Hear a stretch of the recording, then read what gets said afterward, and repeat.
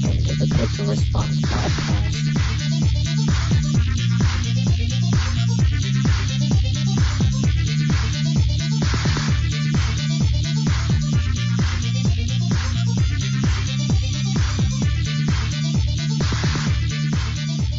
And here we are back again. Another round, another day, another dollar or two. Not today. I'm earning no dollars right now. Actually, me neither. But Today is a day off, but not for you guys because we're here live Friday night. Pixel Response Podcast coming at you. As always, I'm your host, Paul, and with me is Nathan.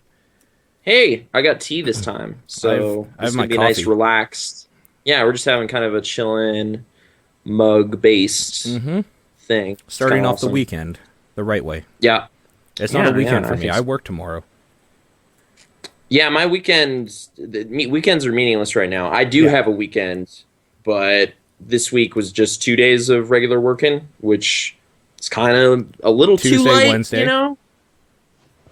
I'm okay with it, though, because I don't love some of that. But, yeah, this weekend's a staff party, so that's going to be something. Are you going? I don't know.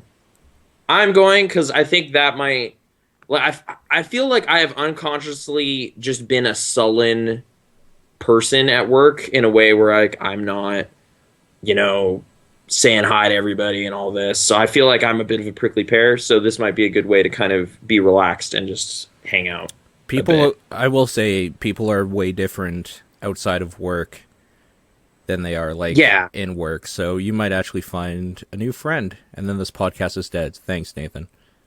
Yeah, maybe. So watch out for that. Dangerous. All I know is there is pizza, so I will have a pretty good time. Then you're going to be there.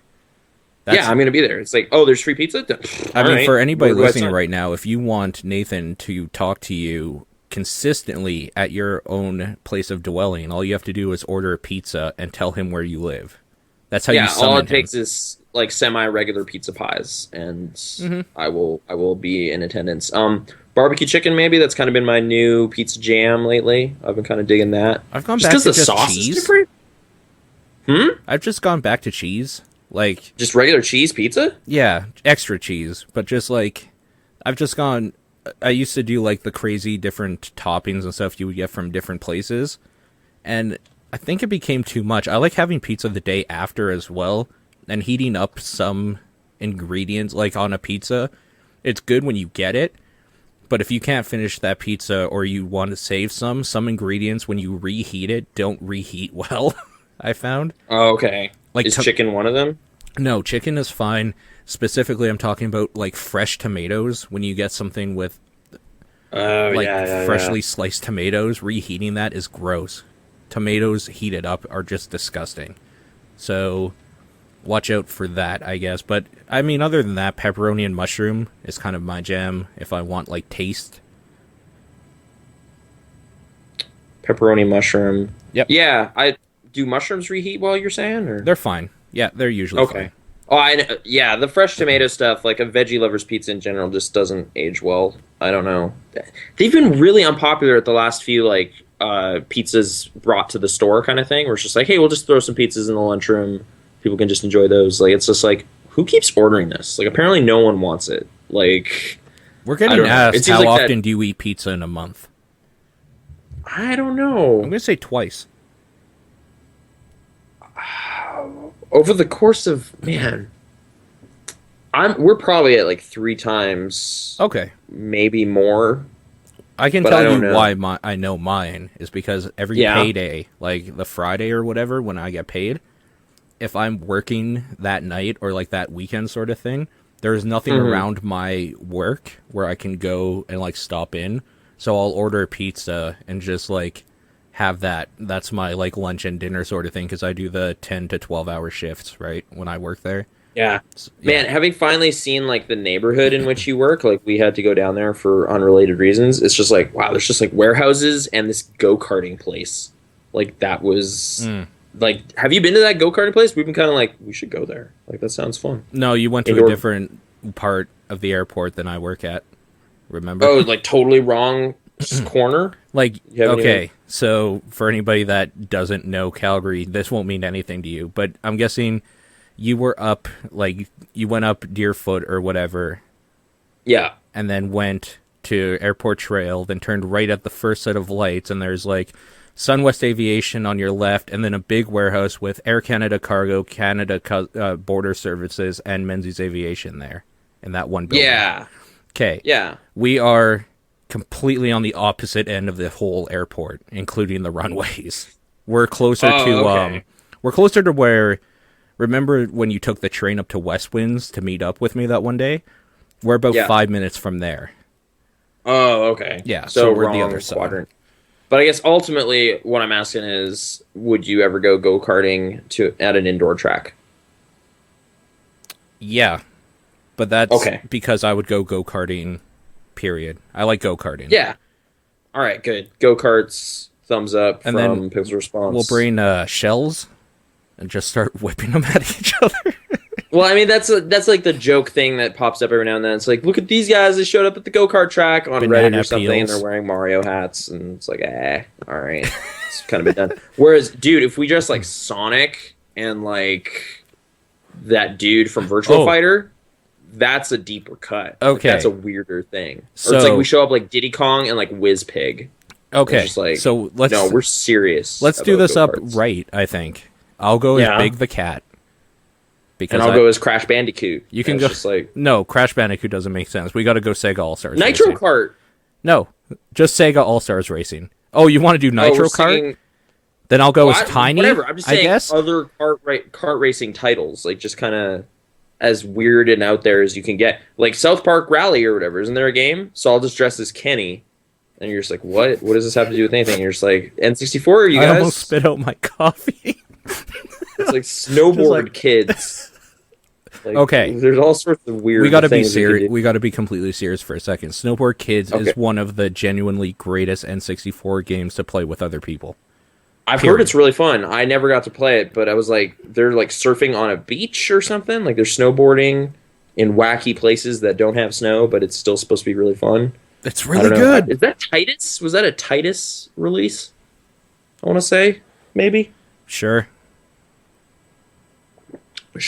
Probably. I don't know. Maybe not. But yeah, no, I heard that game is great. You played it? It's a good 4-man racing game? Yeah, it's really good. Okay. Game dudes? Maybe?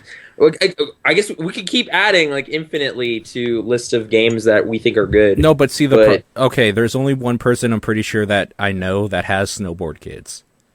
And I could check right now because he has a backloggery and he's well known on the internet. But other than that, I don't know like, where we're Snowboard Kids. I don't know where we're going to find it. Our own copy of Snowboard Kids. That's true. Check it out. Sort of that guy had a really big nose on the cover. It was just like, this looks goofy, and you're just like, no, dude, it's actually very good. It's so good. It is really, really good. But it's kind of like one of those weird, like there's like those weird games that you don't think are great, and it's like just by the look of them, like the cover doesn't really do much justice. Sonic and Sega All Stars Racing is one of those. Yeah, sure. Like you're just like, this looks dopey, and you're just like, actually, it's kind of well made. It's kind of better than Mario Kart. It's willing to change things up a little more, because it's got to differentiate itself. It's got missiles, maybe some of them. Got missiles. I remember I actually liked Diddy Kong Racing too because it had the 3 different vehicles, right? But Sonic and Sega All Stars Racing has Ulala, and she's by far my most favorite character from either universe, kind of. Like, those games are kind of amazing. The Space Channel games? Yeah. I should play those again. I think I need to hook it up to an SDTV, though, right? Because the input lag, though? The input lag makes it unplayable. Yes. Yeah. Yeah. So, I have a TV over there. I guess I could play it, but it kind of sucks because I would want that big screen, crazy visuals, like Michael Jackson and his dance troupe kind of following me and, like, we're fighting robots and stuff, but we can't do that, I guess, unless we're willing to compromise gameplay. Yeah. Yeah, I don't know. Racing, local stuff. Did I tell you about the time I met Ulala? Okay, what? Okay. Someone at PAX fucking cosplayed as her. I didn't. Of course, I didn't meet Ulala. But... Okay, I was like, the voice actress actually was at this panel. Like, I don't know, it could have happened, but she doesn't really have voice acting that much. That would have been an easy I gig mean, for she goes, her. chew, chew, chew. You know, like that's important. Yeah, but I'm So, pretty sure at that up, time she down, probably said up, it down, once. left, left, chew. She probably only said it once, and then they just cut it where they need it, right? So she says up, down, left, right, and chew, and it's like, all right, here's $5, and then we'll make this work. And then they cut. No, whatever. There's like cut scenes where she's like reporting, and she's like, "This is Ooh La La reporting live from the space station." And then You're she does, right, like, a actually. Yeah, you're totally right. Yeah. I forgot all about that. Okay, Yeah. so those games. Pretty I good. am a liar. Mhm. She speaks. I'm just mistaken. It's fine. I haven't played them in a while, but Mm. I remember those games had tons of like epilepsy warnings, which is totally Yep. fair because they're just like you're going through this tunnel and there's just like flashing neon colors and stuff. It was pretty crazy. So Yeah. Sega, That input lag, though. Holy crap, pour one man. out. Not actually see because I have this tea, Pour one out. like pour hot tea into your lap Right into for your... Sega. Especially since So- you said you're not wearing a whole lot under that fucking blanket. Well, I'm wearing a long underwear, like a thermal underwear, because it's winter in Canada, Calgary rather. I'm just joking. It's not that cold out. It's just they're my pajama pants. You know? Right. Oh, I guess speaking of being in pajamas all the time, the last few weeks, I guess, every night part of the ritual has been playing a Zero Escape video game. For those that don't know, like I know you're not especially interested, which kind of bums me out because, you know, I feel like there's some stuff you might like about these. I don't know. But okay. Okay. They're like Japanese horror graphic novels, but like choose your own adventure kind of stuff. And honestly, they're really just like choose your own adventure books that like take into account the multiple paths and the choices you've made and other things you've seen. So it's like, what if the book was able to kind of store up a profile based on the things you've seen and like make that part of the larger story? Which I like, having grown up reading like choose your own adventure books and actually really liking them, like that kind of, you know, morbid curiosity, like what would happen if I went this way? And it's like, Indiana Jones got crushed by a bunch of barrels. And then you go back and, you know, go down the right alleyway and it's fine. Like, this is like, well, yeah, but dead Indiana Jones in that one avenue still exists, and that event having happened can kind of impact the larger story. And like this series of games lets that kind of play out. And I really enjoyed 999. I think I talked about it here. I've talked about it a bunch on Top Down Perspective. Yep.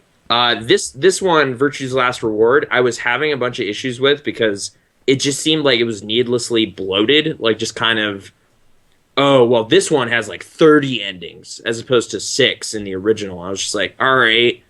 But then it's kind of making me replay all this content. This is kind of, you know, getting boring. Turns out I made a mistake, essentially. Like, Wait, they you have made a mistake. I made a mistake. Holy I shit. did not realize that there was a feature in the game that enables you to kind of effortlessly jump from point to point in like the larger story flowchart, which makes that game totally different. Because like in the original 999, like in the original Zero Escape game, I guess, there are 6 endings that you can ultimately get that are completely different, like 6 completely unique endings. There's multiple ways of getting to that, though. However, there is no in-game flowchart.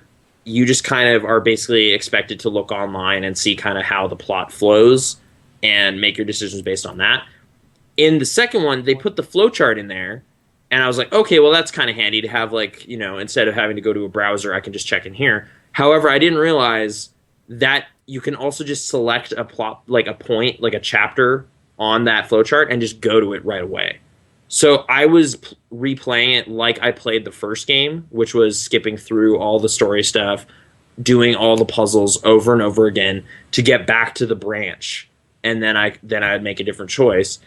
And for that, like the ending seemed really anticlimactic because it's like, are you serious? Like after a half an hour of gameplay, that's all I get? That's not worth it. But that's because that is supposed to be trivial to go there. It's just like, that is not 30 minutes. That should be 2 minutes. I was just kind of exasperating the whole process, and that was really lame. So yesterday, because I've kind of been grinding through like 6 plot lines that all ended, I was then able to jump back and like see the alternate versions of all those plot lines, which revealed more of the larger mystery. And it just like it's like that game finally opened up, and it's because I finally started using this mechanic.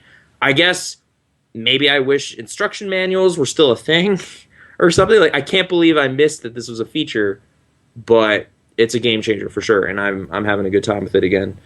And Good. yeah, it like did you see that movie Source Code? I did. It's reminding me of that now because it's just like That's good. I like that movie. like it's like you're Jake Gyllenhaal, you go down a path, the train exploded, and you're just like, oh shit. Well, okay, what if I went over here? Oh, okay. Well, the train still exploded, but you saw who did it. So then it's like, all right, well then what if I go over here? Okay, well you were able to identify who did it and stop them, but turns out there was another one or something. Like, it's like the plot is opening up like it did in that movie kind of now, and I'm like, okay, cool. Like, I'm at the controls of this thing, and that's kind of awesome. And yeah, I am actually excited about playing it again. I was getting kind of burned out real badly because I was kind of just playing it like the first one. Like, they iterated on a lot of the mechanics and in ways I didn't even expect, really. So good on them. They totally did a good job. I just totally screwed up. So I apologize, Axis Games, for totally misjudging your game. You guys totally did a good job. So Actually, not to get off topic here, but remember how on Twitter you were like voice acting bleh, or whatever, and Tessa's hey, give it a chance. She's actually in the chat room for the first time tonight, so it's kind of good that you're able to say, like, we're going through it. So, hey, give it a chance. And you did. I mean, honestly, like, some of the voice acting is kind of abrasive, but it's like I'm at a point in the story where I never need to listen to this one character ever again. Oh, so it's only one character that's abrasive for you. Well, it's like, you know how, like, Saw has the video, like, with the doll or whatever, and it's like, want to play a game? It's got this creepy thing. Yeah. They have a rabbit in this that's an AI character, and it just goes for, like, this goofy tone in its voice acting, and it's kind of endearing, but if I had to hear it 30 times, I would go crazy. So it's, like, a good tone setter kind of for the first time you go through it, but it stops happening at a certain point, and you can kind of just enjoy the scripted, like, your fellow characters that are trapped in the game, and that helps a lot. Because if I had to listen to, like, the weird, goofy accents and stuff that one character is doing, it would be really, really weird. So I don't know.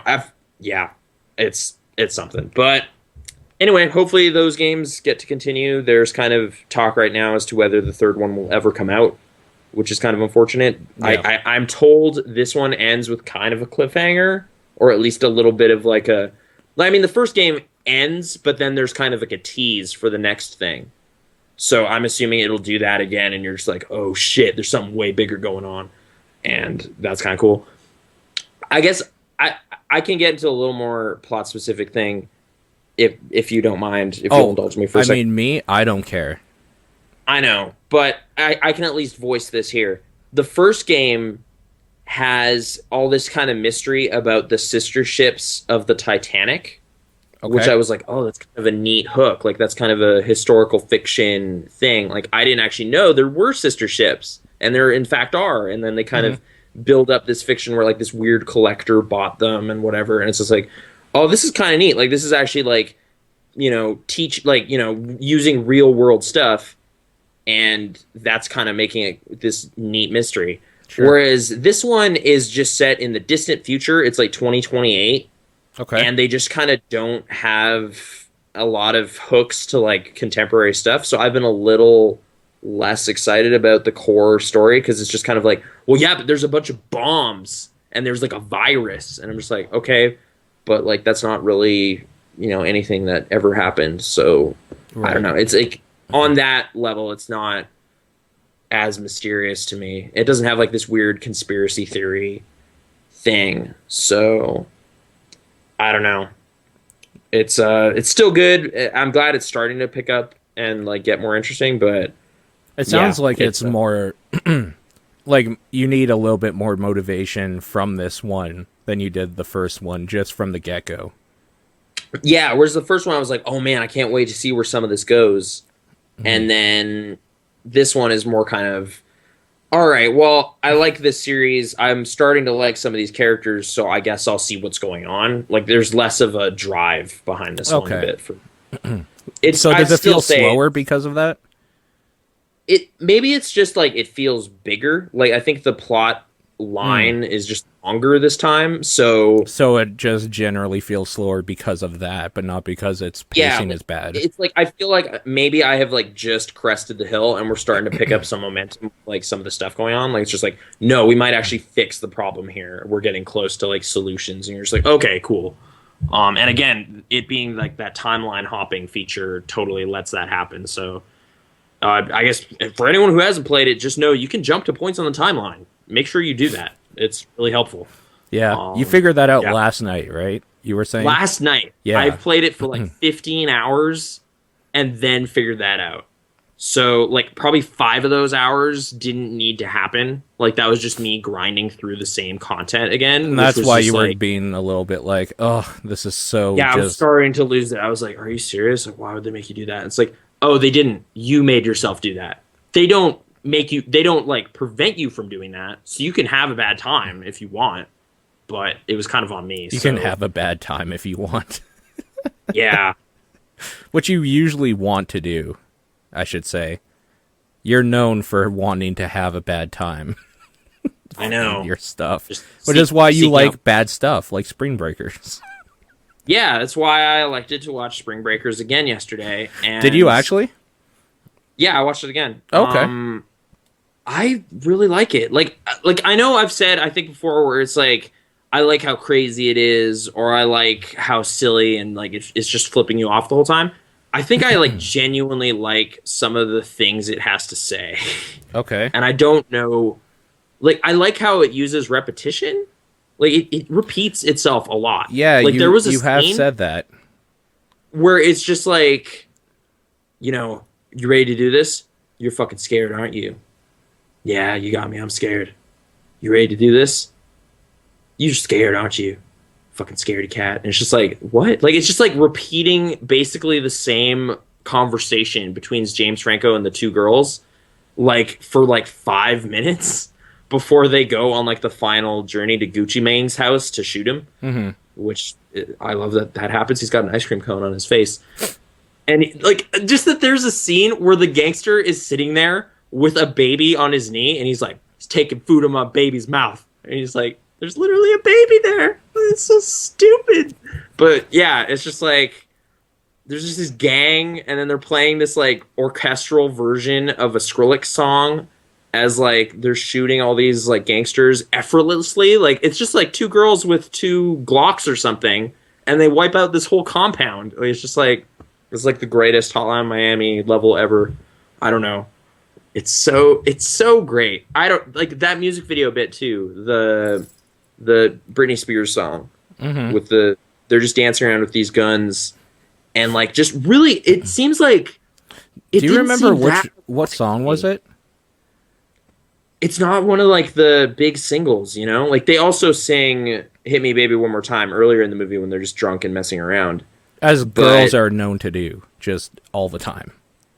yeah, exactly. Right. Um You're trying to remember, aren't you? it's like a soulful ballad. I honestly don't remember what it's called. Lucky? That's Lucky? I think that's the only ballad I know. Or is that That even a Britney- ballad where she's just like basically saying how like people think her life is perfect, but really it isn't because popularity or something. I don't think it's that. Okay.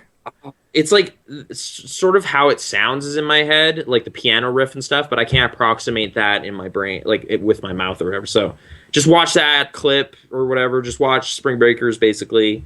I don't know. Like, okay, I was thinking, I think part of what made that movie kind of click with me, particularly when I watched it, was it was my very last semester of school, right? Right.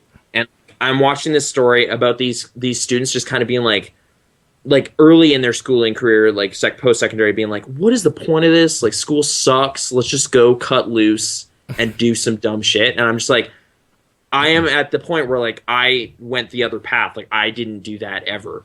So it's just kind of like this So weird what are you if. saying you haven't lived? Maybe not, but Okay. also I didn't get shot in the arm by Gucci Mane. So, True. I think good trade-off. But And you didn't make a weird dude suck off your gun. I know that didn't happen either. So That could think I did conceivably okay. still happen at any point, but it hasn't could still yet. happen, Yeah. but it hasn't. But yeah, and just like the way that scene turns, like with these weird kind of reckless characters, like it's just like I think I just met my soulmates after that. Like it's just like he is not threatened. He's like really into what just happened, and you're just like, this is so weird. Like these characters are so weird. Like there's something to their like hedonistic, like carefree, stupid, short-sighted attitude that is like weirdly interesting to see happen. Right. I don't know. I really just like, and I just like the visual style of that movie. I just like it's colorful, and the music and stuff is just kind of within my ballpark of things I like. And I don't know. I have a good time every time by Britney Spears. Thanks, Foxy the Kid, for looking that up. Real for us. talk? I kind of like Britney Spears' latest album. It's pretty good. I haven't listened. Actually, I don't know if So- it's the latest album, but it's the one with that Piece of Britney Me song. Oh, is that Britney bitch song older than that? Is that not? I don't know. Oh, isn't that Will I Am or something? Was that even her? I It's, don't like, know. Featuring. Oh, Whatever. no. It was Okay. on her album, Yeah. Okay, that makes more sense. Featuring Will I Am, where it's just like, lifestyles of the rich and famous, you want a piece of me, in like a robotic voice. It's so good. That song is so Okay. good. Okay, sorry. pop, Anyways. pop jams. No, Yeah. it's fine. Whatever. I'm talking about how great Spring Breakers is. You're totally allowed. Yeah, I'm to, talking like- about something better. So, Sure. Maybe. I mean, I tomato, don't know. tomato, whatever. I just dug it. I just. Fair dug the enough. movie. No, no. Sometimes, apologies, like, honestly, sometimes people just have a crossroads at a certain piece of media because it's so divisive that, like, the people that like it or see what it's maybe trying to do absolutely Yeah. love it for that, and the people that just don't care just fucking hate it. so it's just like I have to double down on this one because like I actually thought it was good. Right, so, like, So- this is one of those... It doesn't happen often, to, like, clarify, that we completely disagree about something. Spring Breakers Yeah. is definitely the 2013, like, turning point where I think we could be thrown into arena with axes about, like, And fight it about out. our opinion with it. But Right. that's fair enough, because I respect your opinion enough to know that there has to be a reason why you would like that piece of garbage, and I'm okay with that. I just find it mesmerizing. Like Fair enough. I don't know. Yeah. Okay. I guess like speaking of movies, Yeah. there's been a couple recent popular movies Okay. that have started to just Yep. Here kind we of. go. I mean, it's just kind of getting under my skin in this weird way that, like, I just kind of need to vent some thoughts, or just kind of let the people know what's bothering Nathan, like what's up. So recent critically beloved thing, just everyone loves it, no issue whatsoever with it. People are just celebrating this movie in the streets. There's just street festivals dedicated to it. That's not true. Getting down to the point, the Leggo movie. Yeah. Everyone loves it, right? Well, everybody that has seen it seems to, and that's made it interesting enough. Like, I'm so completely just not blown away by the idea that I never even Yeah. considered it as, like, to be something I should look at, but people have been talking so highly of it, I actually do want to go and see it now. Whereas, like, I think I've kind of, I don't know, like, my friend Ryan, who I bring up on occasion, was, like, trying to get me to get excited about this movie, right? He's like, you got it. Oh, man, this looks so great. Like, check out this trailer or whatever. And to some extent, anyway, he's like, we're going to go see that, right? And I'm like, I don't think so. Like, I kind of just don't want to. And he's like, what?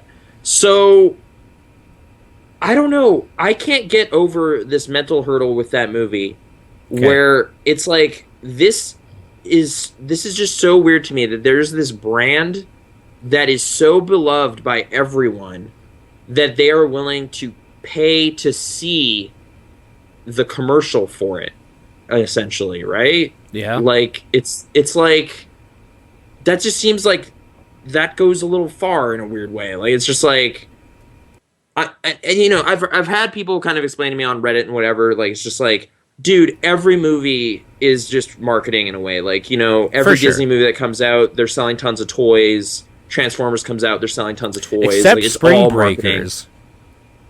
Except Spring Breakers, but you could buy that pink, You yourself have ski said mask. that you would wear it. So, Yeah, that ski mask was available on Etsy and got, like, promoted by the official site and everything. So that existed for at least a little while. So whatever, merchandising is just part of how things work. However, like, something about this for me is just like, but it's like made of the product. Like, there's no way out of it. Like, if you go and see that movie, Lego has endeared itself to parts of your brain, and the odds of you buying Lego goes up. Like, I just think that's happening. Or at the very least, I'm like looking at it as like, if I was a parent right now, yeah. like, I wouldn't, I can't afford to take my kid to see that movie. Not because of $12.75, because of because the they're gonna $200 not shut sets up. right afterwards. Yeah, they're not going to shut up about buying more Lego as soon as it's over. It's just like, no, like, no. I mean, I know you want more toys and everything, but please just know, like, I can't do that. I can't spend $150 on this Millennium Falcon. Like, that's just kind of gross. Like, I don't know. It just seems like so flagrant to me to be like, oh, you love us so much, you will pay for our commercial and then happily buy our product. Like, it's just like, that kind of makes me mad. And I don't know. Did you grow Like, up with the movie, Lego? Did you grow up with Lego? Yeah, I have a big barrel of it over there. Like, Sure. I played with Lego. I mean, who doesn't love Lego to begin with, right? It's kind of fun. It's just, all it is blocks. yeah, you build your own stuff. Mm-hmm. We don't, whatever. Whatever.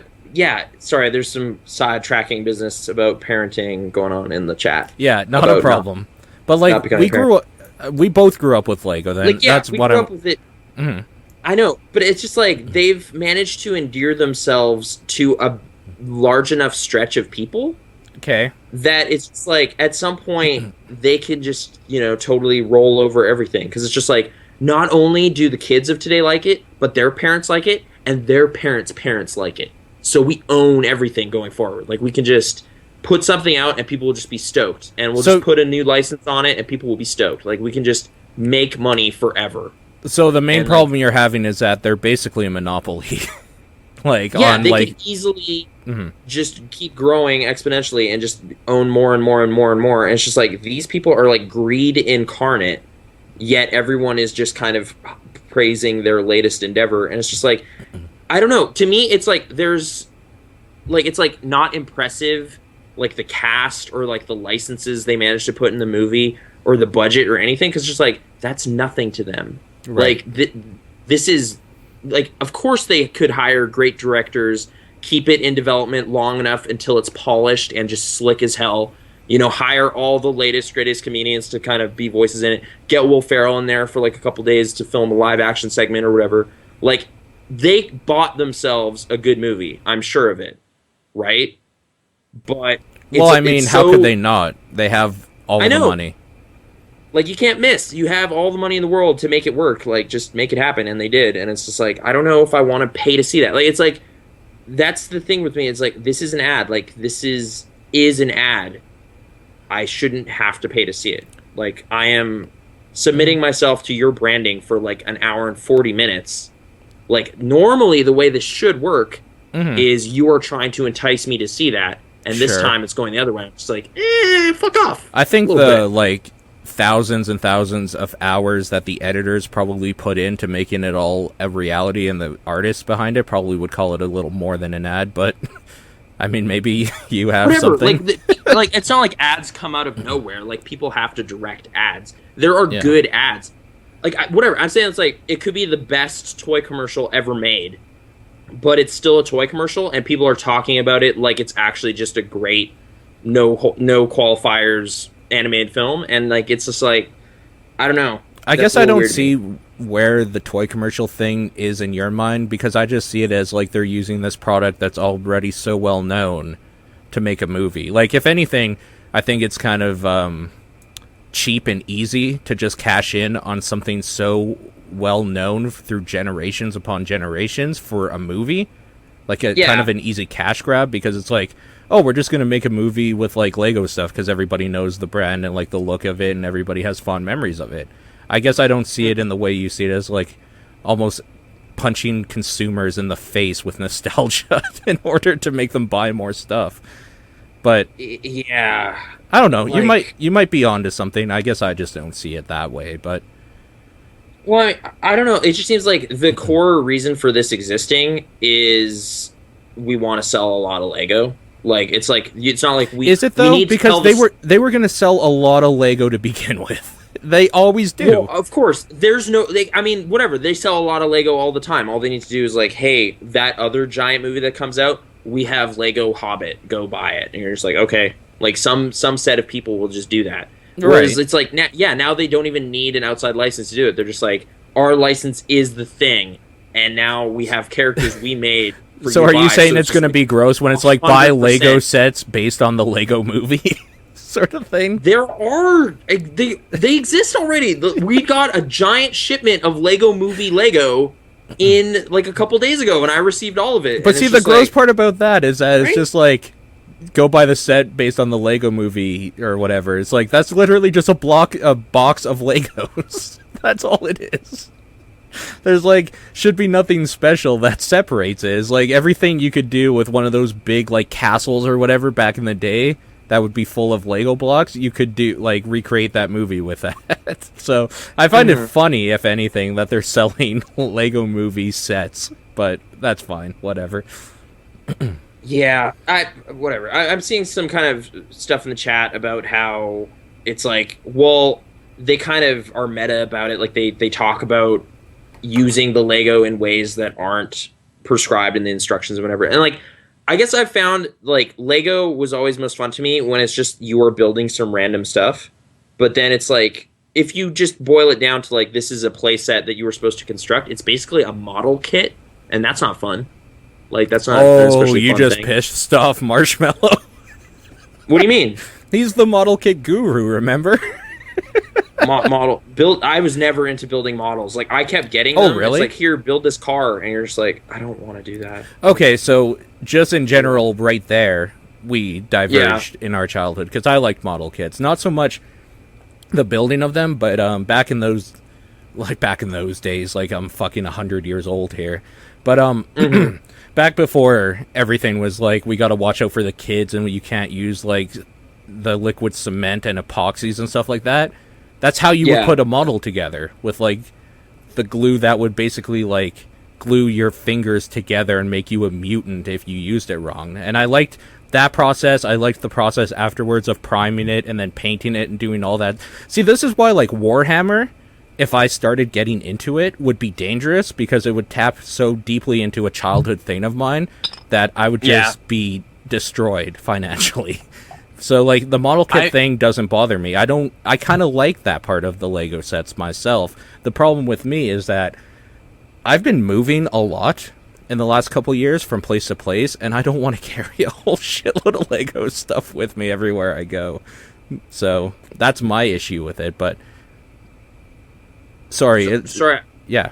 I'm just thinking back to, like, what might have put me off model kits. Okay. I remember I was a little kid... And I was at my my grandparents' house, and they had this TIE fighter model.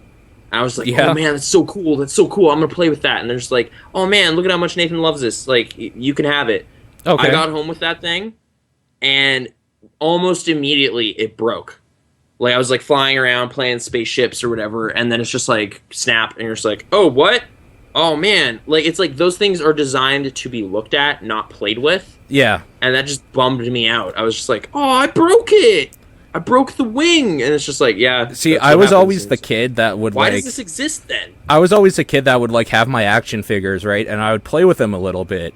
But then their primary purpose was to go on that shelf so I could look up at them while I was doing homework sort of stuff. Like, oh, look at that. There's a thing up there. And that's all you can really do with it. I think that is because I grew up from like age 1, basically. Before I can even remember memories, I was like watching my dad and stuff play video games. Video games for me were the interactive experience, and action figures and stuff like that where like you would play with them for a little bit with your friends and stuff, but then they would be almost like a collectible. which is why nowadays going to like conventions and stuff, I've had to get out of the habit of buying stuff just to have it. And I mean, a fat load of good that's done me. I'm going to move the camera here quickly. And Okay. there's some Resident Evil figures just right up there, just on a little shelf there. We got these weird Pokemon things here. I haven't done up yet. I might at some point. We got these fucking like random shit on the shelf over there. So like, Yeah. I am a person that has never been of the mind that like I need to play with something right out of the box sort of thing. Like I don't mind just having it there for visual like aesthetics. So that's why like maybe this whole idea of model kits wasn't ever a big thing to me, because I didn't ever feel like I need to like play with the spaceship or like the weird model car or something like that. It would just sit there and I was okay with it. Yeah. I don't know. I don't know. It kind of pissed me off. Fair enough. I'm not prepared to go pay to see the movie. I just wouldn't. And I mean, like, I would be just sitting there stewing about all that as I watched it. So, and I mean, let's be know. completely honest here. Everybody is disagreeing with you. Like, I know. This is the one time 96% I of think movie that you're people completely love it. on your own in one regard. Whatever. Again, I'm not disputing it being good at making you laugh or being well animated or whatever. Okay. It's more just like what it is gets my neck up a bit, because I was like, this is such a corporate product in a way that is so on its face about it that I guess I appreciate the honesty on some level. Like, you know, it's like, it's not like Toy Story isn't selling toys, but it seems like first and foremost they want to kind of tell a story about childhood or something. Sure. And as a secondary, they can sell an ass ton of toys. This is like, we're going to sell toys, so many toys. Oh, and we actually figured out a way to kind of make it work. And you're just like, okay, like, that's not an achievement I want to go enjoy. Like, that's just weird to me. Speaking of, I guess, and like, whatever, I'm going to kind of move this on to other Chris Pratt related stuff of late. Okay. I like that dude generally, like Parks and Recreation. He's a funny guy. He's the voice of the main character in the Lego movie. That's why I bring it up. Sure. He is also Star-Lord in the upcoming Guardians of the Galaxy movie, which the internet has been flipping out about since the trailer got debuted. And you cannot understand why. Well, not exactly. It's just, there was a post on Reddit today where some comic book diehard person out there took it upon themselves to kind of make this detailed breakdown of like who the characters are and the legacy, like where the series started and all this stuff, and just kind of like, here's a little like, you know, hint, like here's a little guide to the world of Guardians of the Galaxy so you can enjoy this movie more. Right. And it just kind of made me think, like, this is similar in a way to the thing I was saying with Lego, like brand loyalty, of just like, there are people who have been reading Marvel comics since they were like little kids for like 50 years or whatever. Yeah. That they don't even need to pay somebody to do that for them now. Like, they're just like, it's like a self-generating perpetual money-making machine of just like, we have diehard fans who are so excited about this thing inherently that they will basically market our movie for us. We'll make the movie. They will see it. Other people will see it. We'll then put that into making more movies and just keep making money forever. And it's like, okay, like, I don't know. I'm not even saying it's good. I'm not saying it's bad. I'm just, I don't know. It's just, something about it bothers me. You hate comic book movies. I am starting to hate comic book movies. I'm just throwing that out there as the reason why it bothers you. Well, it's because I hate how comic books always just keep going. Like, it's just like, hey, you know, this, nothing conclusive has happened. See you next time. There's going to be more. It's serials, but on like a giant scale of just like, keep paying us money forever. Well, we're talking about DC and Marvel specifically, right? Right now. Marvel has managed to do it better. Really, on the movie front, right? Like, it's not like you see the Green Lantern movie and go like, oh man, I can't wait for another one. Like, you're kind of burned out, right? Batman was kind of its own isolated thing, you know? Well, I mean, I wasn't burned out from the Green Lantern because there was so little there to latch onto anyways. That it's like... I do own the movie Antichrist, so yeah. Just talking to the chat here about enjoying things people don't enjoy. I don't know if I'd enjoy that movie. Like, I saw it after staying up all night, and there was this weird, creepy deer. Wait, you watched Antichrist after, like, being really tired? Yeah. How did that go for you? Like, you need to see this movie in an altered state of some kind. So I was like, this is the perfect time. Yeah. Whatever. Okay. Just, I don't know. Serialized entertainment that has nothing to say in and of itself and is basically just made to keep going. So how is Mad Men going? That, I feel, is building towards an end point, and it's going to end. And there's also little lessons learned along the way. Okay. And it doesn't do that. Like, it just doesn't do that. Like, I don't know. I don't know what you're really gaining from... It's like friendship, maybe? Like, in the most base way. It's just like, Iron Man couldn't get anywhere without his buddy War Machine, and like that's the lesson of Iron Man 3. Coming from somebody who likes a show called My Little Pony, friendship is magic. That is literally all that show is them being friends and solving problems. But they kind of figure out different ways to kind of teach you about that, and they also lost the plot past season 2, and it's all so you're already gone. You're done with that, so... They lost it. It bothers me too. It's just like it's like eventually Hasbro'd it up, and they're just like, hey, we're gonna sell more toys. I was in Discovery Hut the other day. Like a third of that store now is the My Little Pony fan store. Okay. I wanted to bring something up with you, and last week there, you weren't here. But we had the lovely Spaghetti Cast guys with me. And I was talking about how for Valentine's Day, we kind of did the adults-only night at the Science Center.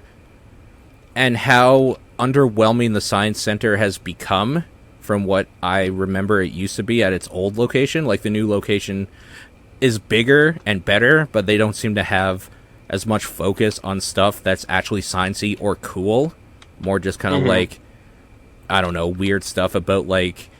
Alberta oil and like wind tunnels stuff and just dumb weird shit like that. Nothing like about dinosaurs anymore or anatomy or any of that sort of stuff. But where this ties in is I was talking about how my favorite part about going to the science centers and like museums and stuff is going to the gift shop after and finding the weird little sciencey like gimmicky little toys or stuff you could play with at your desk or whatever.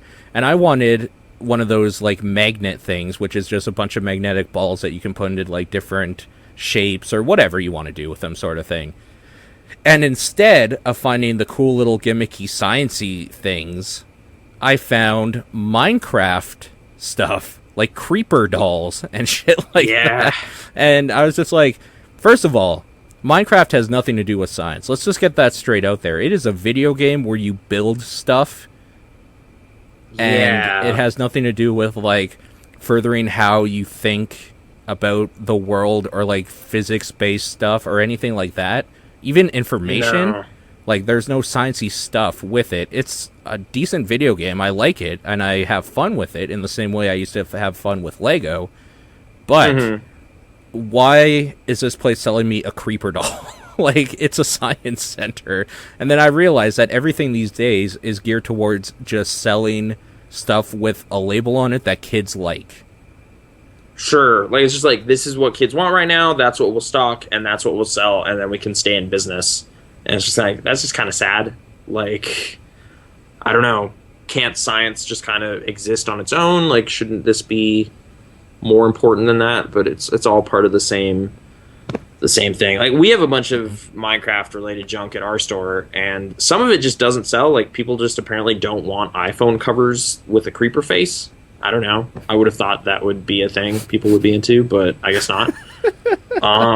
Do people even use iPhone covers much anymore? I mean, I have a basic one just in case. Sure, like a basic one, but you wouldn't get like a weird design or specialized thing on it, right? Like, you would just get something that keeps your phone kind of safe. Yeah, it's black. It keeps it from breaking. And frankly, I don't know. I mean, okay, this is going to be sexist as hell, but let's go for it. I do not carry a purse. I'm not a woman. So, Okay. because of that, I don't want big, bulky cases on my phone. I just want to be able to slip it in my pocket. Also, I no longer work in the warehouse. I'm an office guy, so, like, that's more conceivable. I used to have, like, one of those stupid big, like, things that you could, like, drive a forklift over your phone and it'll be safe, because, like, that was an actual problem that might happen. But, I don't know. I guess I just don't see the whole thing about cell phone covers myself. But, yeah, I think we might be getting way off topic here. I kind of can't even remember what we were talking about, like, besides Guardians of the Galaxy and then it's selling just, stuff. it's like, people are like, it's just the Twitter echo chamber I keep putting myself in, right? Yeah. Where it's just like, why am I even following this people if, like, this is what... Not anyone in the chat. It's just more like... I like that you have to make that distinction because you get called out so I'll get called out. I'll totally get called out. Okay, here's the thing. It's like people are like, well, this is my Marvel thing. Screw you, Iron Man. I'm more excited about this. And you're just like, it's all money in the same pockets. Like, who cares? Like, you're not doing it. You know, it's just like, right. I'm making my own choices about my entertainment. I'm going to watch this Marvel-produced motion picture instead of this one. And you're just like... Way to make a stand, you know, like it's like the same. It's like they'll just figure out a way to get you into whatever. Like they don't care. They're just trying to like spread as wide as possible to just get you in. You know, like it's just like you were still in the net. You're still in the same net. Like it's not like who cares how you got here. You're already getting called out again. About what?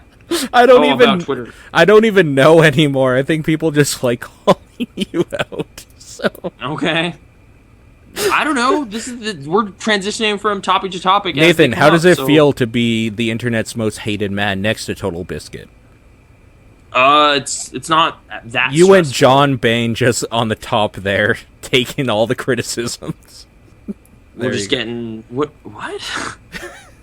King of douches. I labeled myself that during the we have King of Lynch thing. So, do we have to elaborate on what that was about? I think we did. The Leggo movie. No, thing, yeah, right? we did. We just didn't say why. King Douche was basically because I was being so snarky about the Leggo movie, which everyone loves, and it's bringing families together, and children are playing with their parents and having good times.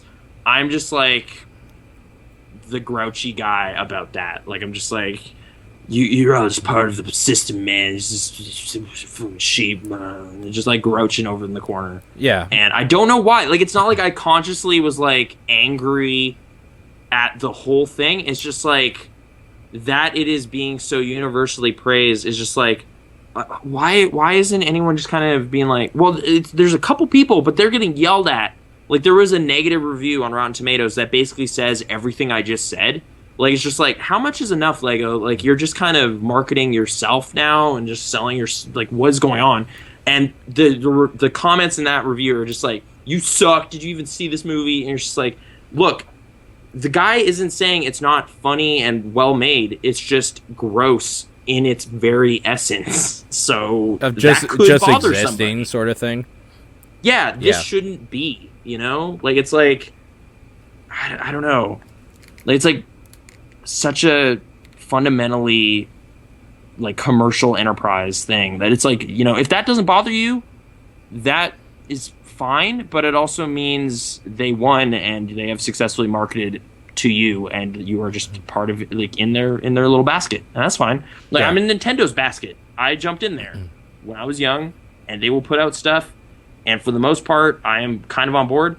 That said, every now and then, I'm not interested. Like, I don't want to play that new Donkey Kong game just because I just don't care. Like, it's not a brand I care about. Mm-hmm. But that's the exact thing I was just talking about with the Iron Man thing. It's like, well, I don't want that Nintendo product. I'm just going to buy this one. And it's like, I'm still giving money to that company. Like, I'm still in there doing the thing. Right. However, I don't know. It's just whatever has endeared itself to you. Like, maybe that's part of the problem. Maybe I shouldn't keep blindly supporting Nintendo properties if they're not going to do something cool. But yeah. Well, yeah. Like, it's like, that's not where the new ideas are going to come from or whatever. But whatever. Like, the new exciting ideas, they're just going to become just as big and just the same. Like, it's like, hey, Notch or whatever. Like, you get enough money. Flappy and Bird. then even. Flappy Bird. Like, actually, no. I actually liked how that guy was like, no, fuck you, and left. Like, he's just like, I'm not going to do that. Really? I don't want to do that. Yeah. Okay. I think that's actually cool that he just was like, I don't want this money. I'm just going to shut it off and stop doing it. I think it's ridiculous. Well, the alternative is Angry Birds, and that makes me mad every time I see it, too. Because it's like, this fair. is such a baseline shitty thing, and yet there's kids wearing shirts. There's If I was a creator calendars. of Flappy Bird, I would be fine never working again. That's all I'm saying. I know, but it's like they keep working to spread their brand more and more. Or like King.com with their Candy Crush bullshit.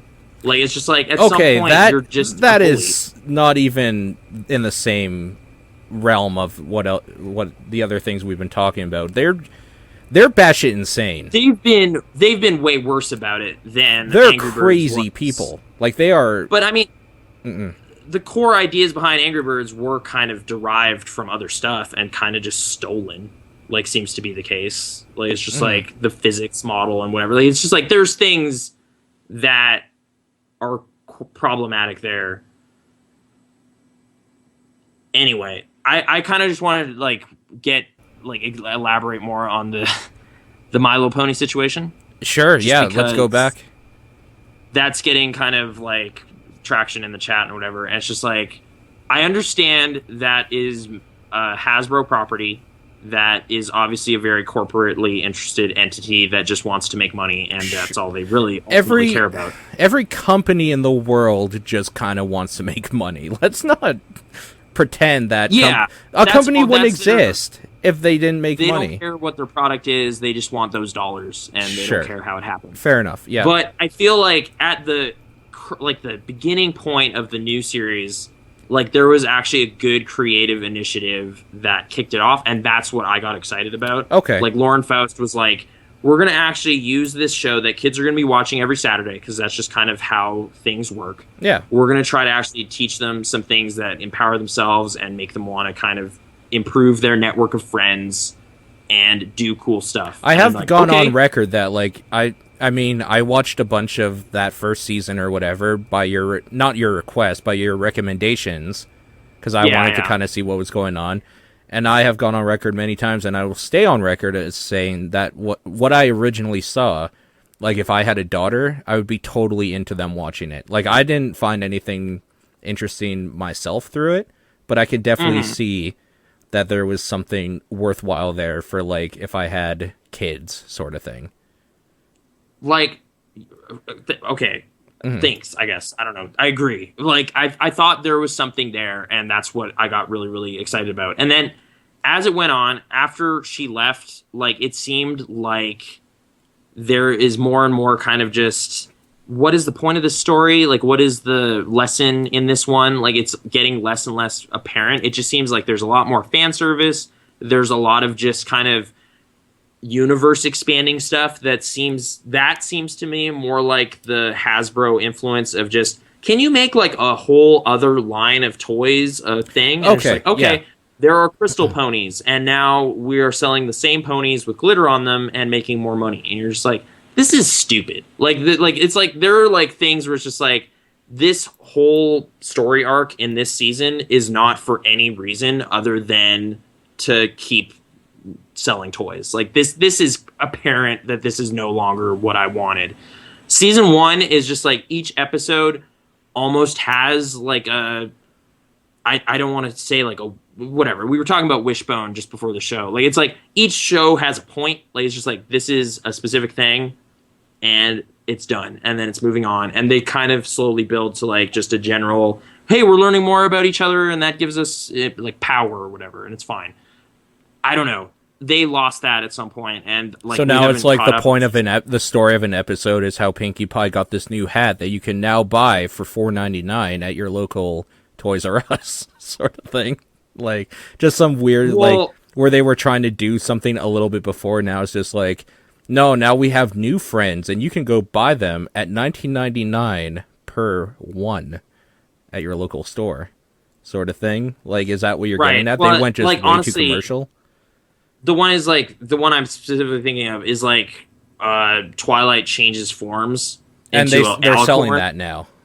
Yeah, so Yeah. it's like, well, everyone already had a Twilight Sparkle figure, so now she's different, and you need the new one. Like that just seems like maybe that's what that is. Like that seems a little too calculated. Like it's unnecessary for what I wanted out of the thing anyway. But whatever. I guess also just like Gotta catch 'em all, Nathan. I'm trying to think like what even focuses on that stuff, like those themes and topics that is designed for guys. Like it always seems like there's so much fighting happening, right? Like it's just like, hey, it's the Ninja Turtles, they're friends, and it's like, yeah, but they're also like fighting robots all the time, or whatever. Like there's evil happening. Like it's a little more ridiculous. Like I don't like it when like in Friendship is Magic when they have to team up to fight evil either. Like that's such a tired thing. Like I liked it more when it's just like, guys, we don't all have tickets to the gala. What do we do? And that's the dilemma. Just like real life problems. Kind of, yeah. Where it's just like, oh man, like my friend isn't super talking high to me. society friend. Yeah. Like it's just like about relatable-ish like social problems, where it's just like my high society friend and my country friend are both visiting. How do I let them both have a good time? Like this is a bit of a weird issue. And you're just like, all right, yeah, exactly, fine. Social circles blending, that's a real problem. Yep. And I like that, as opposed to like there's this ancient evil that has returned and it's cursing the whole. It's like, oh come on, that's so lazy. How do you feel about see-through panties with Rainbow Dash on them? That's a real thing? Apparently at Hot Topic, yes. Now, I mean, if somebody is wearing that, is this clopping? If someone's wearing it, no, that's just While underwear. you are fucking them. And you're looking at the pony the whole time. Yeah, well, sort of. By some definition, but yeah, I mean that's kind of the weird thing where it's just like once the older group is into the same thing, like they're gonna kind of repurpose it, and yeah, like that's a reality. That's just a thing that happened, but I don't even know that doesn't really factor into what I'm saying about like the core show though. Like season 1 was the best, and it's been downhill from there. And that's it. Hey, speaking about shows, yeah, like speaking about television shows, yeah. We finished watching the first season of Attack on Titan yesterday. You did. We did. I did. I do know this because we talked about it before we went live a little bit. I know. I'm just saying for the show. Like no, next yeah, segment, I know. I'm just saying that yes, I agree with you that you did. I'm sorry, but okay. How do you feel about it? What do you think about where that? Like, how do you feel about that show? Should we say that, like, if you care about the show, like, spoilers, maybe? Oh, okay. I know a large portion of the people that listen to us were the ones that are like, yo, you gotta get on this. So, like, they know. But for people that might not, like, next 10 to 20 minutes, maybe, depending how long we go about this. Yeah. Like, I mean, the manga's way past that point. It's just the first season. It came out, like, 8 months ago or something. So there's a good chance you already know, and we don't need to worry about it. But yeah, we're going to probably get into some reasonably late season discussion about some stuff that happens. So that, heads up. Okay, I guess, whatever. I've been rambling a lot about things. I'll let you take the floor first. Okay. Attack on Titan Season 1, how do you feel about it? Oh, okay. So, first of all, like I was saying to you, kind of a slow start. Like, not the slowest start, I should say, in any anime that we've been that I've watched or anything like that. But, the stuff really starts picking up probably about halfway through, and then from there, it's kind of like a bum rush to find out what the hell's going on, how they're going to get out of this situation that happens in the forest sort of thing. And more importantly, how are they going to tie together all this shit with, like, his dad and the stuff in the basement and blah, blah, blah, or whatever, right? So, yeah. The fact that it only kind of dealt with one somewhat, I mean, for them, like, pardon the pun, colossal problem that they get, like, by the end sort of thing, and, like, not dealing with any of the other stuff that they kind of tease ever. We found out in the manga as well. That's annoying. Because, like, I just want to know some stuff that they haven't gotten to yet. But overall, the reason I watched that show isn't necessarily for the story. It was mainly because I kind of like this, like, humanoid mech anime sort of thing they got going for them. Where it's like, the one dude that becomes a Titan, he's essentially just, like, a guy in a mech, right? And he's fighting other, like, flesh mechs. That sounds it's kind of like gross. Evangelion from what little I've seen on that front. It's like humanity's fallen, periodically weird-ass monsters show up, and this kind of chosen guy is at the forefront of making that happen. I guess there's a lot more bureaucratic stuff in this world. You know, like the interior Walsena people getting, you know, oh, you got to go to court. Like, oh, we don't trust you with that. And it's just like, shut up. Like, you know, this is kind of crisis mode. You guys are like the most insulated people in the society. Get out of my face. You shouldn't have much impact on this whole decision or whatever. But yeah, I don't know. I guess, are you saying kind of like you wish the basement stuff got addressed? Because that's been kind of bothering me. Particularly, yes. Like, it's just like, how long does it take to just kind of go down to that street and look into that? Like, that seems kind of important, and they're kind of putting it off in this weird way, right? Like, it's just like, was that where they were heading? Like, is it that far away? Yeah, it's not part of the same place, if I remember. Like, it just seems to me the organization of that city is really weird, because it's like, there's the 3 rings, right? But then there's also these kind of outcropping ones. And it's just like, is the best way to get to the outcropping city really to, like, go out and go over there? Like, why isn't there a way in from inside? Like, just go through the broken gate. Like a tunnel or something? Yeah, or just use your 3D maneuvering devices to mount the wall and go over into it. Like, just, I don't know. It's just like, there seems to be weirdly arbitrary stuff sometimes that is just like, why is this an issue? Like, just go do that. Honestly, I just want to bring up, like, a specific thing. There was a point in, like, the final arc of the season where it's like, oh no, this female Titan, what do we do with this female Titan? Oh my god. And that took, like, 8 episodes to play out seemed like the bad thing with anime, where it kind of just draws stuff out really long. Like, you're just like, come on. Like, come on. Really? Like, I want you to finish this problem, and then the next episode is, like, a flashback episode about all this stuff that happened before that even happened or whatever. Like, there's the one where Eren has to make a choice, right? It's like, oh, what do I do? Do I, you know, turn into a Titan right now? Or do I let my friends deal with it? This is the thing. Episode. There is no choice. When the options to solve a problem are, do I turn into a Titan, or it's turn into a Titan. You just fucking do it. I know. Like, from my perspective, it's like, you should be turning into a Titan way more. Yeah. And you need to just figure that shit out instead of just like, I bit my hand like 9 times. I don't know what's going on. And you're just like, dude, come on. Like, just figure, just work on doing that. You need to be able to do that. Like that. That's the whole thing. I guess it's like a slower development to get to that point. But okay, whatever. It's beside the point. The thing is there was a point in that arc where the female Titan is, like, really beaten down. They just saved Eren from it. And then they elect to leave. They don't, you know, okay, Levi is really good at his job. He's extremely proficient. Goes from, like, the person that you just hate because you don't know anything about him, really, except that he's, like, apparently a great, like, hunter. Total badass. Yeah, it's like, oh, he's got the most skills But then, ever. like, when you like, start seeing him do stuff, you're just like, oh, no, this is one of the best characters now. I get it. Okay.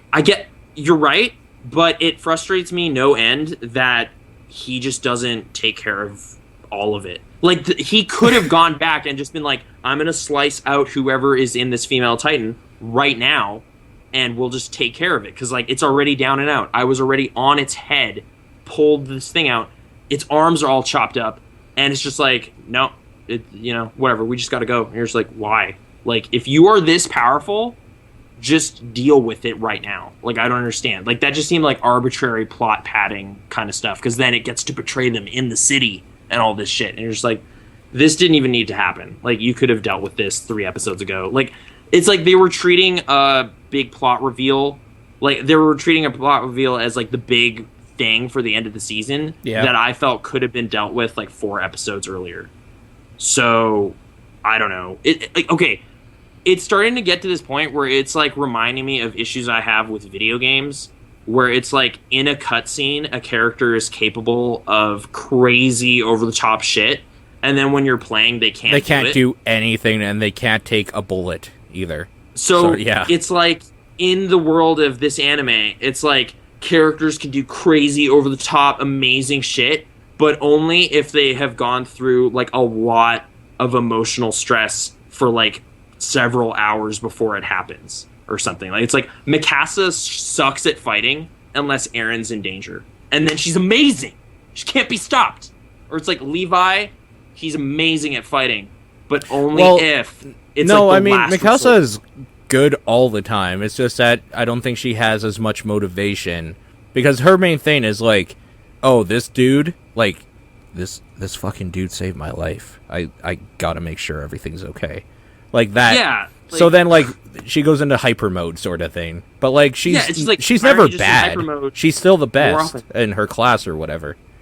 Sure. It's just, I don't know. It seems to me like so many problems could be solved like really quickly if everyone just really focused on it.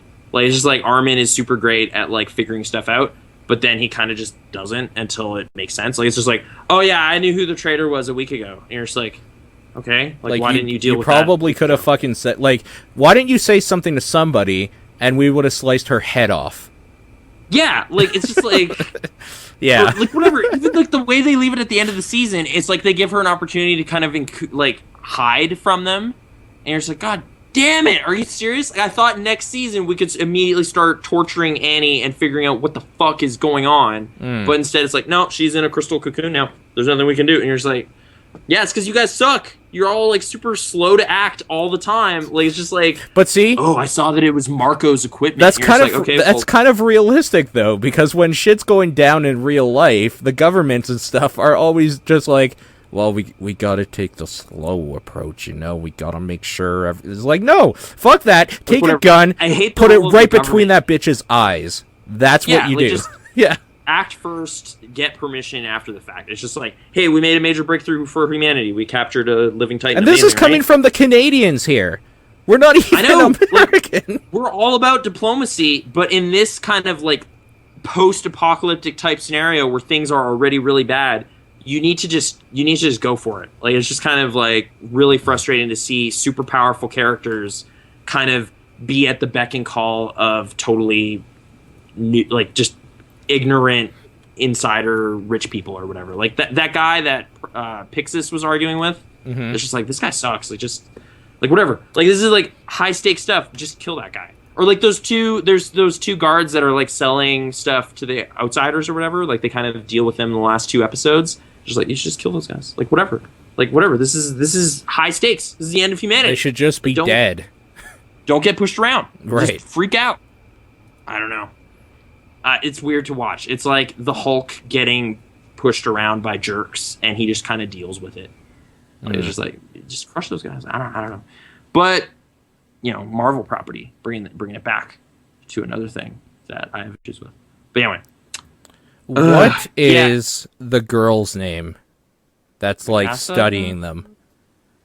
Oh, like the one with glasses that studies. I can't remember her name ever. I'm sure somebody will say it in the chat here. I think it starts with an R. Okay. Or something. Or yeah. The only thing I have to say is I kind of have a crush on her. I love her. She's so good. Like, her enthusiasm about the Titans. Like, she's like, oh my god, this is amazing. I know. I love her. Every time she's on screen, I'm just like smitten. The whole time. She like stabs that one in the eye and is just kind of talking to it. Yeah. It's weird. She's great. I love her. She is one of my favorite characters in that show. I guess with how much padding's already happening in like the first season, I guess I'm just worried they will... Like, I talked to a friend of mine who's read all the manga, and he's worried that because the show is so popular, like it's this big breakout hit, they will kind of put some pressure on the creator behind it and just be like, hey, can you kind of tease this out a little more? Yeah, Can you turn 3 seasons into 10? Because we want more money. And then it'll just kind of become yet another endless, grindy kind of show. And I don't know. That's not what I want. I want mysteries to be solved. I want Titans to be killed, and I want this to go places faster. Like some of those, like overall, I think I still enjoyed it, but like there were some episodes where I was just kind of getting that kind of, how long? Like what? Like why isn't this dealt with yet? Like why did that take this long? You know, it's kind of like the characters kind of allow problems to happen so that they have to be dealt with. But that's just kind of that's anime, just straight up. Apparently, which maybe is why I kind of haven't. Because every anime is just like, okay, so we know this guy is the problem. Why have we not killed him in the first episode? Sort of thing. Right. Like, that's just the way anime is. So, that sucks. Like, I guess I just want an anime where, like, stuff gets done. Like, it's like, oh, that guy is bad? All right. Oh, I shouldn't have done that? Well, what are you going to do? Like, what are you going to do? And it's just like, I guess nothing. Okay, done. You know, moving on to the next major plot point, as opposed to like, I don't know, I'm really conflicted about this. I'm going to spend this episode being conflicted about it. And you're just like, okay. I don't know. It kind of bothered me, but that is that. Did you like it? Overall, yes, but not as much as like the initial kickoff, you know? Like, Sure. I was like, oh man, this is crazy. Like, this dude's family's already dead, and like he's got this secret, and oh man. And then it's like, kind of losing some momentum, and then it kind of picked up a little bit, and then it, I don't know, it slows down in ways that bothered me sometimes. But I don't know, decent overall. But yeah, Let's go ahead and say spoilers over. So there you go. spoilers over. Attack on Titan. You know, it is a thing that exists, and Funimation, they put it all on Netflix. So that's. I think we both recommend it, right? You and I. Oh, overall, like, see how you like it, but apparently it is pretty in line with all sorts of anime conventions that I'm just not used to. So the storytelling, it still doesn't have a lot of like, anime it's tropes that I find annoying, though. So not as many. Yeah. I guess. Yeah. It's not so much like subject matter or anything. It's just the pacing and whatever. Like it's. And, like, we started eventually skipping the recaps and stuff because you're just like, wow, there's, like, 8 minutes of this show that are just not new show. So, skip. All right. And skip credits, and there's the teaser. All right. Like, there's, like, 5 minutes of bloat every episode. Do do do do do do do do do do. I like that song, and then It's they so threw good. it away. Yeah. Yeah, that was a way better theme song, but all right. Nathan, Hey, okay. Yeah. are you yeah. ready to get up? It is time No, to I'm slam sitting. now. We got the I real like that jam song. going down. Welcome Welcome to the Space Pixel Jam. Response podcast. We should have opened with that almost. All right. Yeah. Wave your hands in the air if you feel So fine. how do you feel about Space Jam 2? Since you're so like things from our childhood should not be made lately. Yeah, like Leggo, just leave it in the toy box, you know? Like Space Jam, just leave it in the past, leave it in the 90s.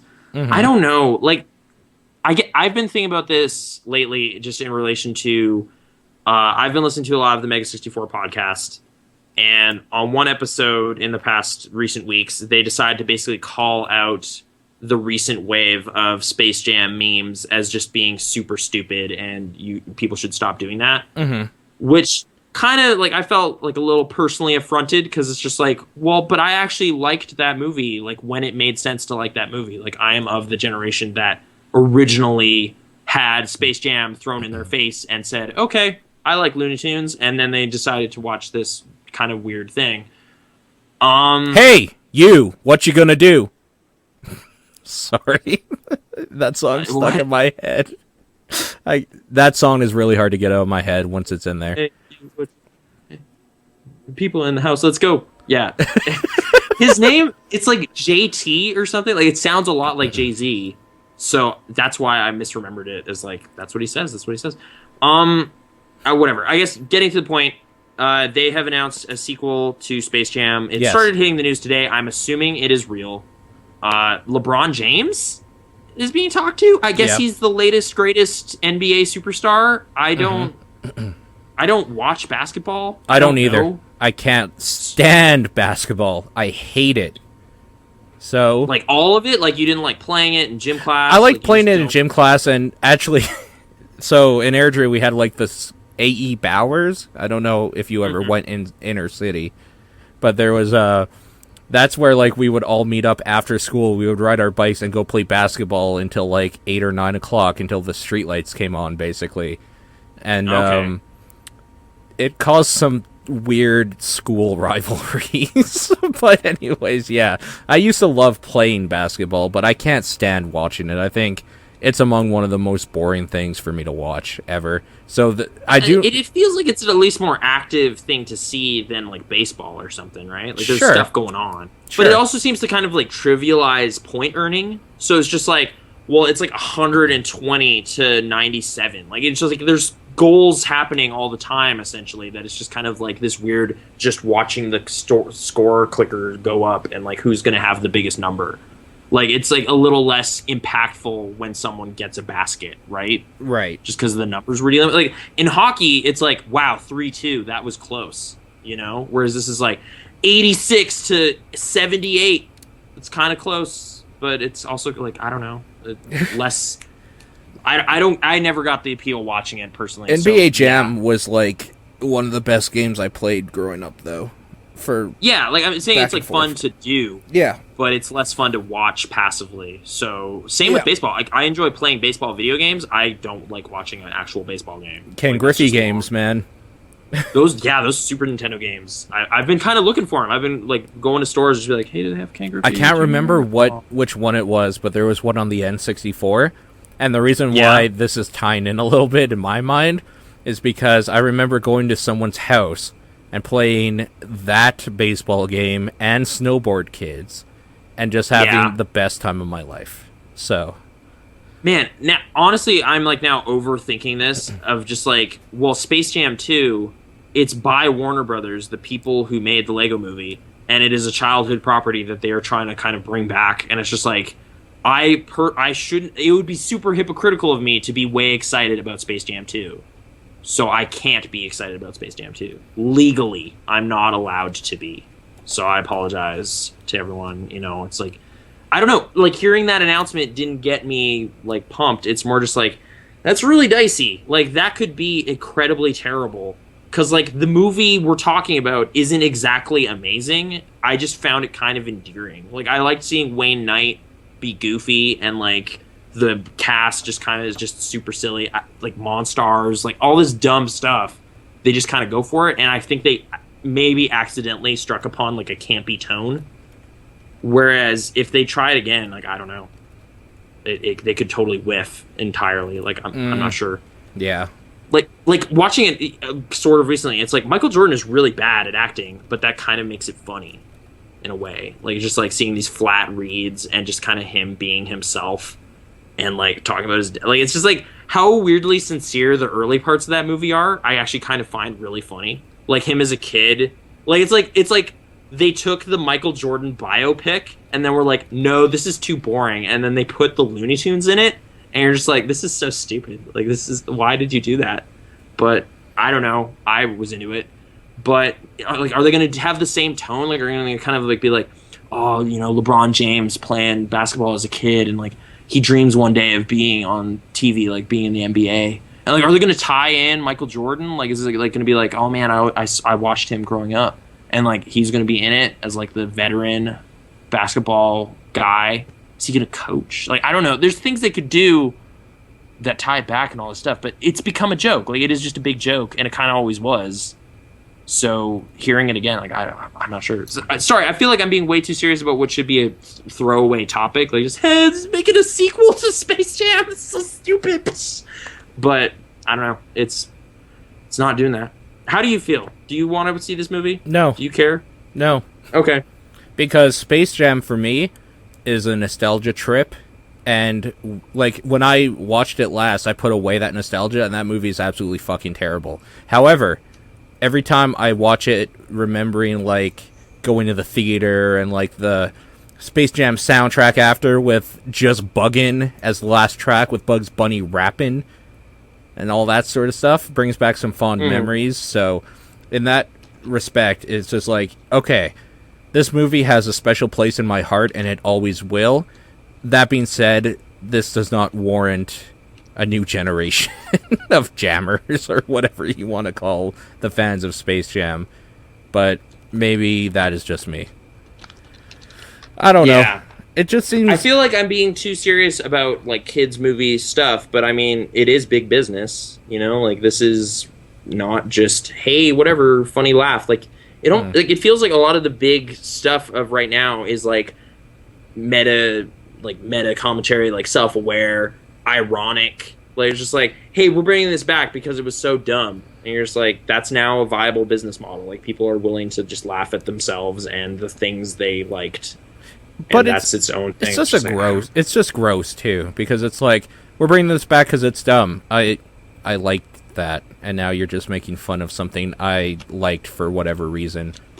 So yeah, like, I don't know. It's like weirdly, like, I like me some cynicism sometimes, but it's like the cynicism couch.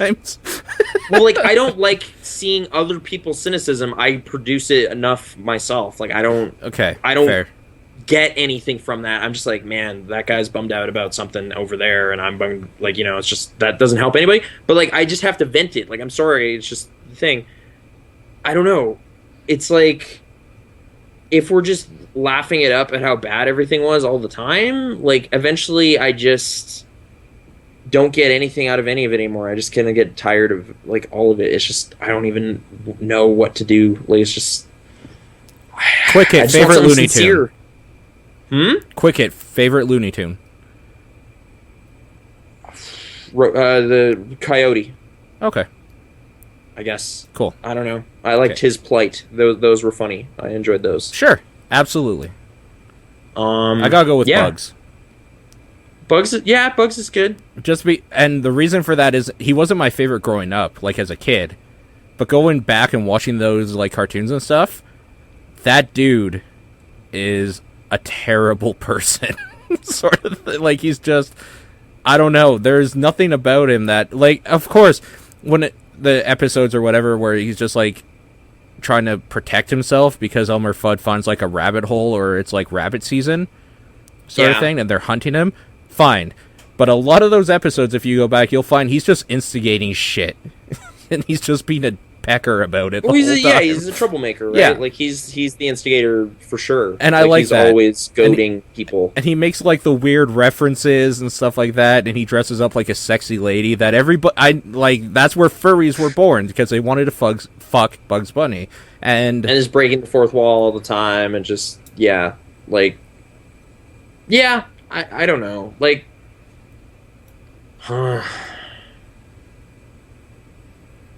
I don't know what I'm not sure what to look for. I think I'm taking all media very seriously right now, and I'm not sure why.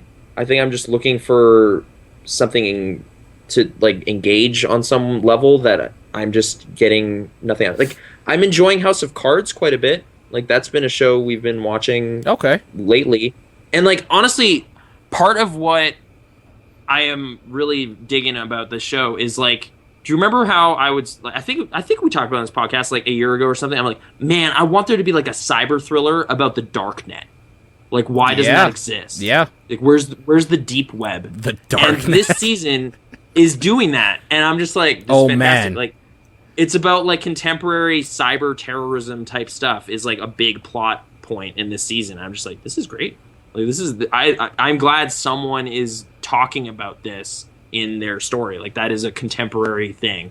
And, like, there's also stuff about, like, you know, business interests from China and all this, and they're honestly starting to, like, get dangerously close to going off the rails with their core character being grounded. Like, it's getting kind of ridiculous, and I can't say why, because it is major spoiler territory, and this show just kind of, like, the recent season just came out. Yeah. But that show's, like, core premise is getting goofier and goofier, but the darknet stuff, I'm actually just, like, happy anyone is doing that, and they actually seem to be doing it quite well. Like, it's like meeting creepy ass hackers on the internet and, like, Skyping with someone who's using this weird thing where it looks like a parrot is talking. Yeah. Like, it's just a CG parrot is their proxy, like, fake appearance online, and it's got the weird like serial killer like hello, distorted voice shit. It's great. Welcome to the dark net. Welcome to the dark net. What is it you want? I still do want to do that thing where I like hide my IP and go through all that shit and just like explore the darknet and all the terrible things. Yeah, like I don't know, it's this giant uncharted weird creepy I could territory. stream me doing it. No, you couldn't. Like, you can't sew that to the surface web. You'd get wasted. Like, that's the thing. The darknet still feels like way dangerous. And that's what makes it seem like, oh man, that's crazy. That's awesome. So yeah, House of Cards Season 2, they're at least doing things I find interesting. And I don't know. I think it's a well put together show so far. I want to watch more of it. There are things to appreciate for sure. We also watched Girl with the Dragon Tattoo again last week. Which one? The David Fincher one, which was perfect timing, really, because I mean he's producer on House of Cards and directed the first episode and everything. Yeah, and yeah, just like the kind of like Lisbeth Salander being crazy good at hacking and all this, and then right into darknet tinkering. Like it's just kind of like great cyber thriller kick.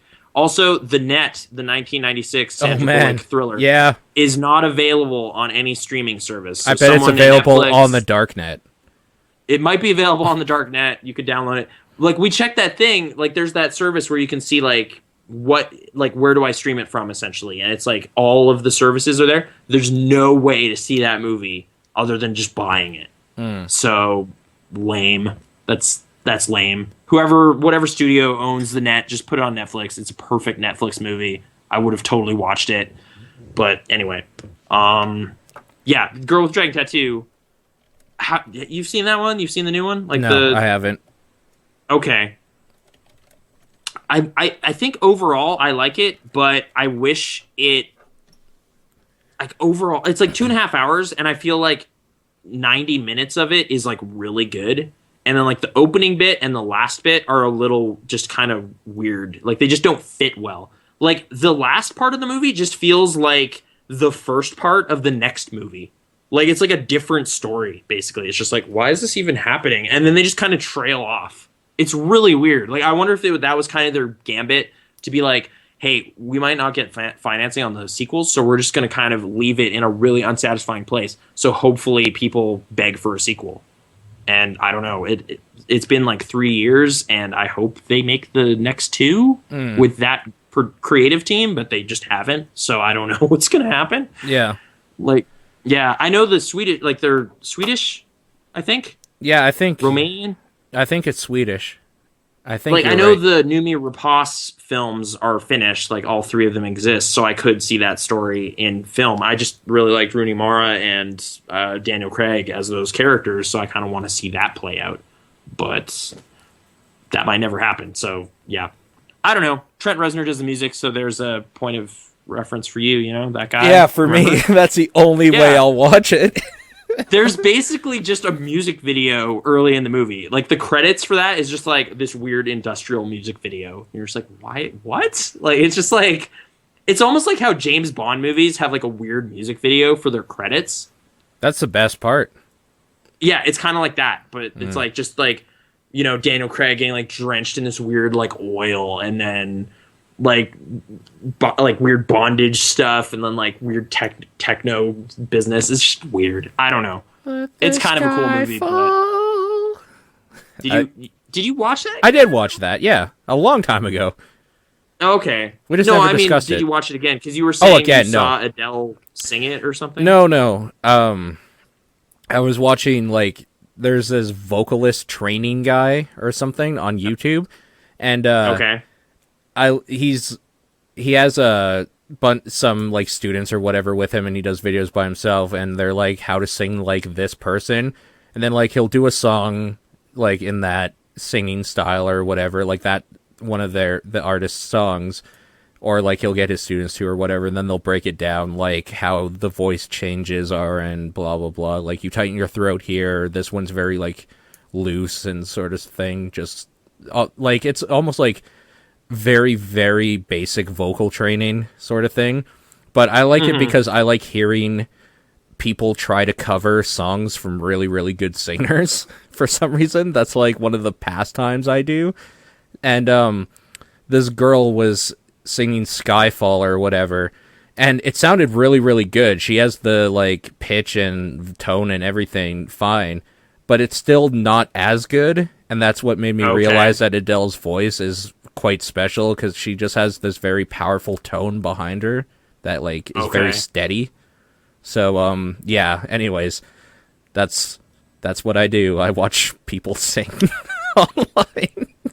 There's plenty of that going on, so there's a lot of that. Yeah, some people are pretty good, most are not. Mm-hmm. Do you think LeBron James is good at singing? I bet he's better at singing than he is playing basketball.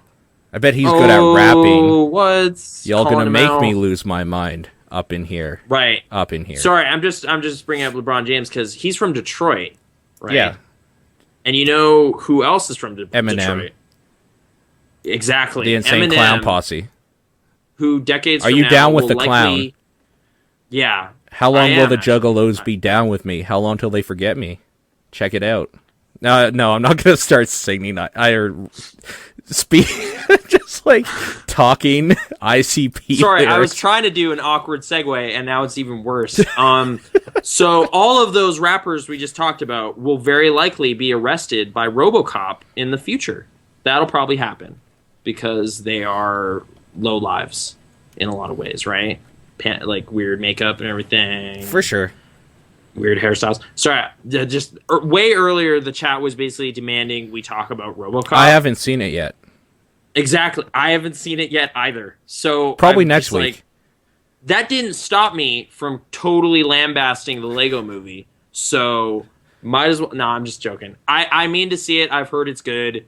To some extent, like it's kind of split on whether it's really great or not, but that can kind of be said of the original movie too. So sure, I don't know, that is on our list of like that is moved up from I don't know about that to yeah, okay, we'll go see that. So we'll see it at some point, and I will report back on how I feel about the Lego movie and the Lego movie. Fuck that, RoboCop. Nathan. Whoops. Yeah. How do you feel about Miracles? Oh, the Kurt Russell hockey movie? No, the song by so that's ICP. Miracle. Yeah, Miracle. Oh, the song Miracles. I actually found that video really, really funny. I watched it a lot of times. But, that has to be like a joke song, right? That's obviously not serious. Like, I think so, and not for like all the lines they say where it's just like talking about science and whatever and magnets. It's more the bit where it's like I dropped my cell phone, or like the pelican stole his cell phone and ran away. I'm like, that has to be a joke. No one would say that unless they're joking. So yeah, ICP, brilliant comedy masters. They did. You don't even know. Like that's how good they are. So one of my exes was super into ICP, and she hated. Like, unironically, she was a juggalette. She had the tattoo, and it made for awkward encounters. Anyways, and we would we would talk about Miracles because I love it. Like I love that song. It's so dumb in every respect. And she hated it because she thought like maybe it was serious or something. I'm not sure. And then I was saying how that would actually be genius, is if that's who they really were in that one song, and the rest has been the joke. Yeah, like that's their characters, that's their personas, and Miracles is like them being sincere. If magic, they do talk about like having kids and all this. If magic is all we've ever known, then it's easy to miss what really goes on. But I've seen Miracles in every way, and I see just like Shaggy. Miracles every day. Every day. Yeah. It's like, my two kids look just like daddy. Yeah, like, so talking about their family and just being inspired and like I've been around with 50,000 people together as equals. It's just like okay. Music like, is a lot like love. It's all a feeling, and it fills the room from the floor to the ceiling. Or I did that opposite in my head, but yeah. I mean, in some ways, this past week, I've been in a room with 100,000 people all surrounded around a Game Boy yelling at each other. And it was kind of amazing. So, I don't know. Anarchy or democracy? Yeah. Yeah. Anarchy, democracy. That's Twitch plays it says a lot. Pokemon hit Twitch by storm when somebody decided that this was a good way to play a video game is to get the chat involved, and luckily they picked a video game that you can't actually lose. So, and they tweaked it even further apparently to make it less hard to lose. So that's stupid. Yeah. Yeah. Okay. I don't know. It is kind of weird. Like it does kind of reveal fundamental things about Pokemon where it's just kind of like, oh wow, this is a funnel. Like there's no way to fail. Like it is just you just win. If you play, you will win essentially. Except you were saying it kind of reveals the real objective, which it is to catch them all. Like that's the only thing that could be missed or screwed up. Yeah. Essentially, right? Mm-hmm. So I don't know. It's been really neat to watch this weird kind of social, like, I don't know, fad or weird crazy thing happening on the internet with just like, yeah, hundreds, like thousands and thousands of people all trying to like exert their will on this game, and it's kind of just awkwardly doing stuff. Like, you know, just sitting there for 10 minutes going left and right and just back and forth and pausing and saving and then going back and forth. And that's it. And it's just like, all right, like this is kind of so stupid, but I am weirdly like fascinated by it. Like this is so great that this is happening. Kind of like it honestly reminded me of my Salty Bet fascination. Like it is just watching a weird new thing that couldn't have ever happened before the internet became as pervasive as it is, and like this kind of place everyone can gather and view a thing. So yeah, I don't know. It's, you know, not the ideal way to play Pokemon, obviously. Like, I'm not counting this as like, I did play Pokemon. I'm out of the woods. I did it. I played Pokemon.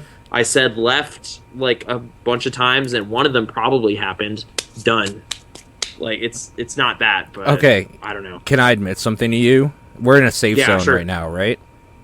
I think so, yeah. No one else is here, so. I was one of the assholes that would say start and then fuck everything up for hours. That's fine. It kind of makes it more funny. Like, it's like the Helix fossil, like all this dumb stuff that barely matters is now kind of its own kind of weird thing of just like Professor Oak just chastising you for keeping like selecting this thing over and over. It's just like that's its own thing now. Like that is now this weird thing about Pokemon. So I've played it. I have played it in years past, but never to the extent you people demand. Should we go ahead and take a bet right now? This is actually kind of a good idea that Marshmallow came up with in our chat. I got to give credit where credit's due. I am betting it will take about 100 days to beat it. I don't know where they are right now. I'm doing this blind. We're at 9 days, you said, right? They're at around 9 days, yeah. I'm going to say it's going to take 20. Really? Like, I'm trying to think. Like, I don't know where they are in the game, so... Well, it's like people keep saying, "Oh, they have 4 badges." Like I don't know how far that means. They have that's halfway through the main portion of the game, not the end game. Okay, like, is there a point where it's just like, oh, it rolls credits, like you finish the story? Is that what we're talking about? When you become the Pokemon champion. Okay, like the tournament champion sort of thing that you beat the Elite Four. I think 20 days is maybe more accurate because like they're at almost 10 days and it's around the clock. So they've put in hundreds of hours. They have grinded some Pokemon up to like really high levels and whatever. Like they're kind of fine. It's just more of like eventually navigating to where things are. What do you mean I can't count? What are we talking about, Meowth? What are you saying? 9 days. What do you mean? It's like a couple hundred hours. Oh, I don't know in terms of like the number of... Yeah, I was actually there for them fighting Team Rocket yesterday. That was the thing. I don't know where that takes place in the story though, so you know, that's a point of I just have no idea. But whatever. Weird internet thing is going on. Mainstream media is talking about it. Like BBC News was talking about it. That's weird. I guess just because it's like, this is a weird thing that's going on. Like, you might be interested in this. And well, it's mainly because they don't want to talk about the, like, civil war and massacres that are going on in the Ukraine right now, but whatever. Right. It's like an easy story to just kind of put out there, like a feel-good story. I don't even know how to feel about it. It's just a weird thing. Like, it's like, oh, an odd trivia thing, as opposed to, like, yeah, there's some really, really crazy stuff going on. across the planet right now. Yeah. And I don't know. We're not a good source for that either. I have no idea what's going on in the Ukraine. Apparently, it's really bad. So, Yeah. you know, that's Government problems. People are pissed off because of stuff, and people on both sides are kind of started shooting at each other and shit like that, I guess. If you want the totally not, like, specific, abridged version of, you should probably, like, if you're a person that prays or whatever, maybe send a prayer to those people over there that they figure something out. Like, no point in people just dying, but people do strange things sometimes. Sometimes they like to shoot at their own countrymen for beliefs that don't really matter about borders and government, and sometimes they like to play Pokemon while chatting with a 30-second delay. Yeah. I'm like, I guess just in relation to Pokemon on 3DS, I'm honestly more interested in Bravely Default at this point as far as JRPGs go. Like, that just sounds more intriguing in terms of its combat mechanics and stuff. I really actually want to play it, but I kind of don't want to buy it. So, I don't know. Whatever. Have you been watching the blah blah blah? Have you been watching the Olympics? Here and there, we've been tuning in. Like, we actually hooked up our cable to the TV again to actually get broadcast TV, which we haven't watched in a while. So, like, Channel 4 or whatever? I think Channel 9. 6 is CBC. I think 21 maybe is TSN, somewhere up there. Oh, so, like, whatever, not... Yeah. Okay, so not just, like, the 2 channels, but, like, up to 20 something. Yeah, it's basic cable. It's got a couple channels. So yeah, we've been kind of tuning in periodically.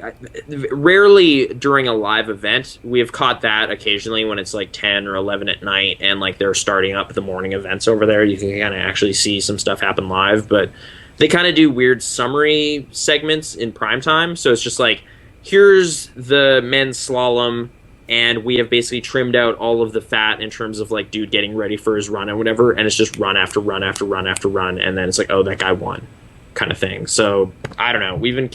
I've seen a couple events like that.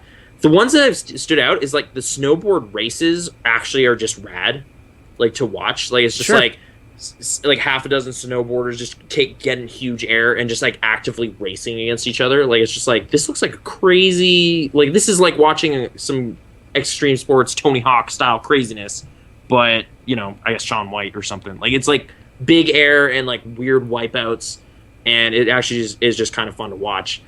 On the flip side, I don't find bobsledding fun to watch at all. It's just these dudes are in a sled and they were 1/100th of a second faster than this other sled. Yay! It's just like this. You can barely see the skill involved in that process as it happens. It's just they all go down the same chute, and one of them was faster than the other one. So whatever. I kind of wish I was able to catch more curling. Like, it's kind of just a fun background thing, perfect for playing some iOS games and just looking up and there's people curling. Like, that's kind of a fun thing. Have you been watching it or not? No, really? I haven't, but okay. I've been hearing a lot about. And then I was just like, wow, Paul looks not interested at all in what I'm saying. So no, I'm just getting stuff together on my end here. But no, the reason I brought it up is because apparently the Canadian women's hockey team, did very well. That was yesterday. Yeah, they won gold. That's because we breed badass bitches. How's that for alliteration? Pretty good. Yeah, not bad. Breeding badass bitches, sure. Do you consider badass one word or 2 word? Probably 2, right? I don't know. Conjoined? It's kind of 1 word. Hyphen, maybe, if you want. Yeah, because if you don't add the ass, then it's just bad, and that's a different word and meaning. Bad bitches. Oh, yeah, unless you're talking about, like, the Power Glove or Canadian bitches, in which case, so bad. It's a good thing, right? Exactly. And that little hand motion you made can be used for both the Power Glove and women, so there you go. No, you didn't do the fist, you did the squeezy motion. That's so creepy. Oh my god. Okay, I'm sorry. Anyways, but yeah, they're apparently doing very good. I watched a little bit of that hockey game. They were in overtime. Then I switched back to the computer to check out some Twitter business, and during that little 5-minute interval, they scored the winning goal and won. So I missed the big. That's thing. how hockey goes, though. Yeah. Yeah. So. But you were there for some of it. I wasn't. Yeah, I was seeing for some, like stuff like hockey. I don't really care. Like, I can see hockey all the time, right? Like it's always on up here. Like every single day, I'm pretty sure. Like there's a block of hockey programming going on somewhere. Like it's kind of one of the sports you see more often than not. Whereas curling and like skiing and snowboarding is just kind of like they never televise this ever.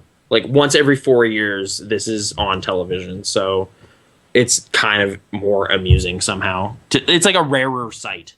So I find it a little more fun to watch. Although I haven't I made this observation on Twitter. All winter sports are sliding effectively. Like they're just sliding variations. Like slide. Course. Yeah, it's just like, I don't know. I kind of wish they incorporated, it's like, throwing snow at people. Wait, something. Do they not have snowshoeing anymore? That's not sliding. I don't know if they do. It's like cross-country skiing, but that is sliding. Wasn't that the triathlon? There would be cross-country skiing, snowshoeing, and then you would have... No, it would be cross-country skiing to shooting, and then snowshoeing. I honestly don't know if snowshoeing is any part of it, but you can almost look at snowshoeing as trying to hike and preventing sliding by wearing shoes or sinking into snow. Right. So, but it makes it harder to walk. Like there's more. You're right. It's like winter strain. Hiking. I would love to turn on the Olympics and see a bunch of people like professionally waddling across a field with giant snowshoes. Like, it's just like, this is on TV right now. Like across the world, a dozen people are trying to walk with things on their feet really fast in the snow. This is stupid, but kind of amazing. What a great spectacle. But yeah, I don't know if that's real. Or ice fishing. Why isn't that a thing, huh? Because that would be boring as shit.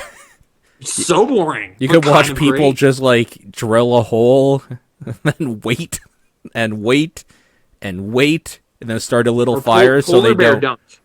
That would be great. Why isn't that, huh? Yeah. That would be look great. At these really cold people. That guy didn't get hypothermia. He wins gold medal. Boom.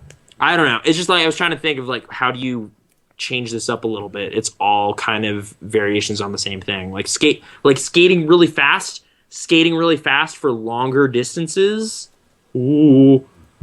Going down hills with bumps, going down hills with flags. Like it's like kind of all of it. But I don't know. It's kind of fun here and there. I just figured maybe we should mention it. It's happening. Yeah, that's a temporary thing going on. I kind of can't wait until it's over and Community comes back. But yeah, just they were on a good streak there. Oh man, speaking of Community, I listened to the second Childish Gambino album over the past week. Oh, okay. How was it? I really liked. Was it Bonfire?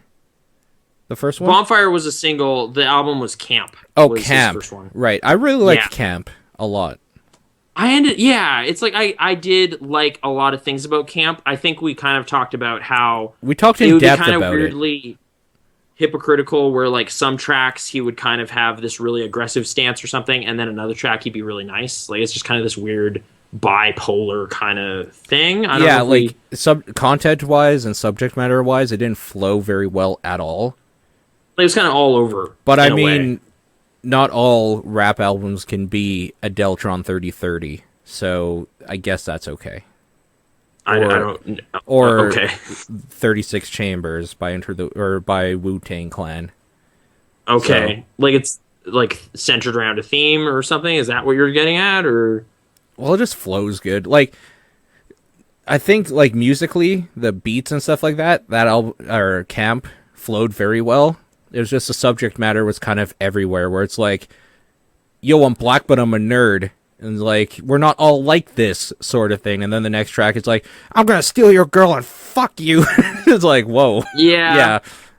Like, it's just like, he gets weirdly aggressive at times. It's just like, are you actually aggressive? Or is this because that's what rap is supposed to do? Like, is this a parody? Or like, what is this? And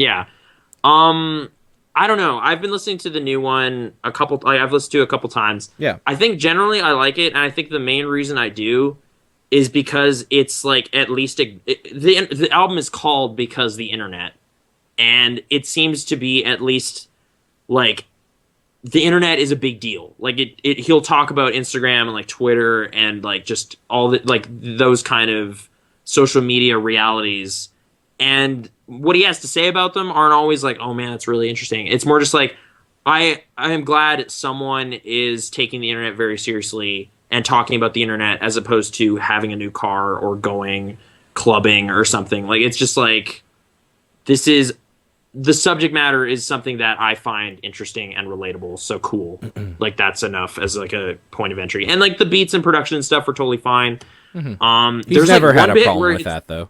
Ever. There's one bit where it sounds like he's like just yelling into his phone, which is Right. like, it's like he just like captured, it's just like, all right, I just recorded like a bit in this larger song, and it's kind of, the audio quality is kind of shitty, but that kind of makes it great. See, I could see why you would love that, because I know that you used to take voice like memos on your phone a lot. I did earlier today. Like, it's always dream stuff usually. It's like I woke up and it's just like, I think I was fighting a wolf in a dream I guess last night? like for people that don't know, Nathan actually has his phone full of like voicemails. Essentially, he leaves himself like the sound recorder, which is just like his dream log.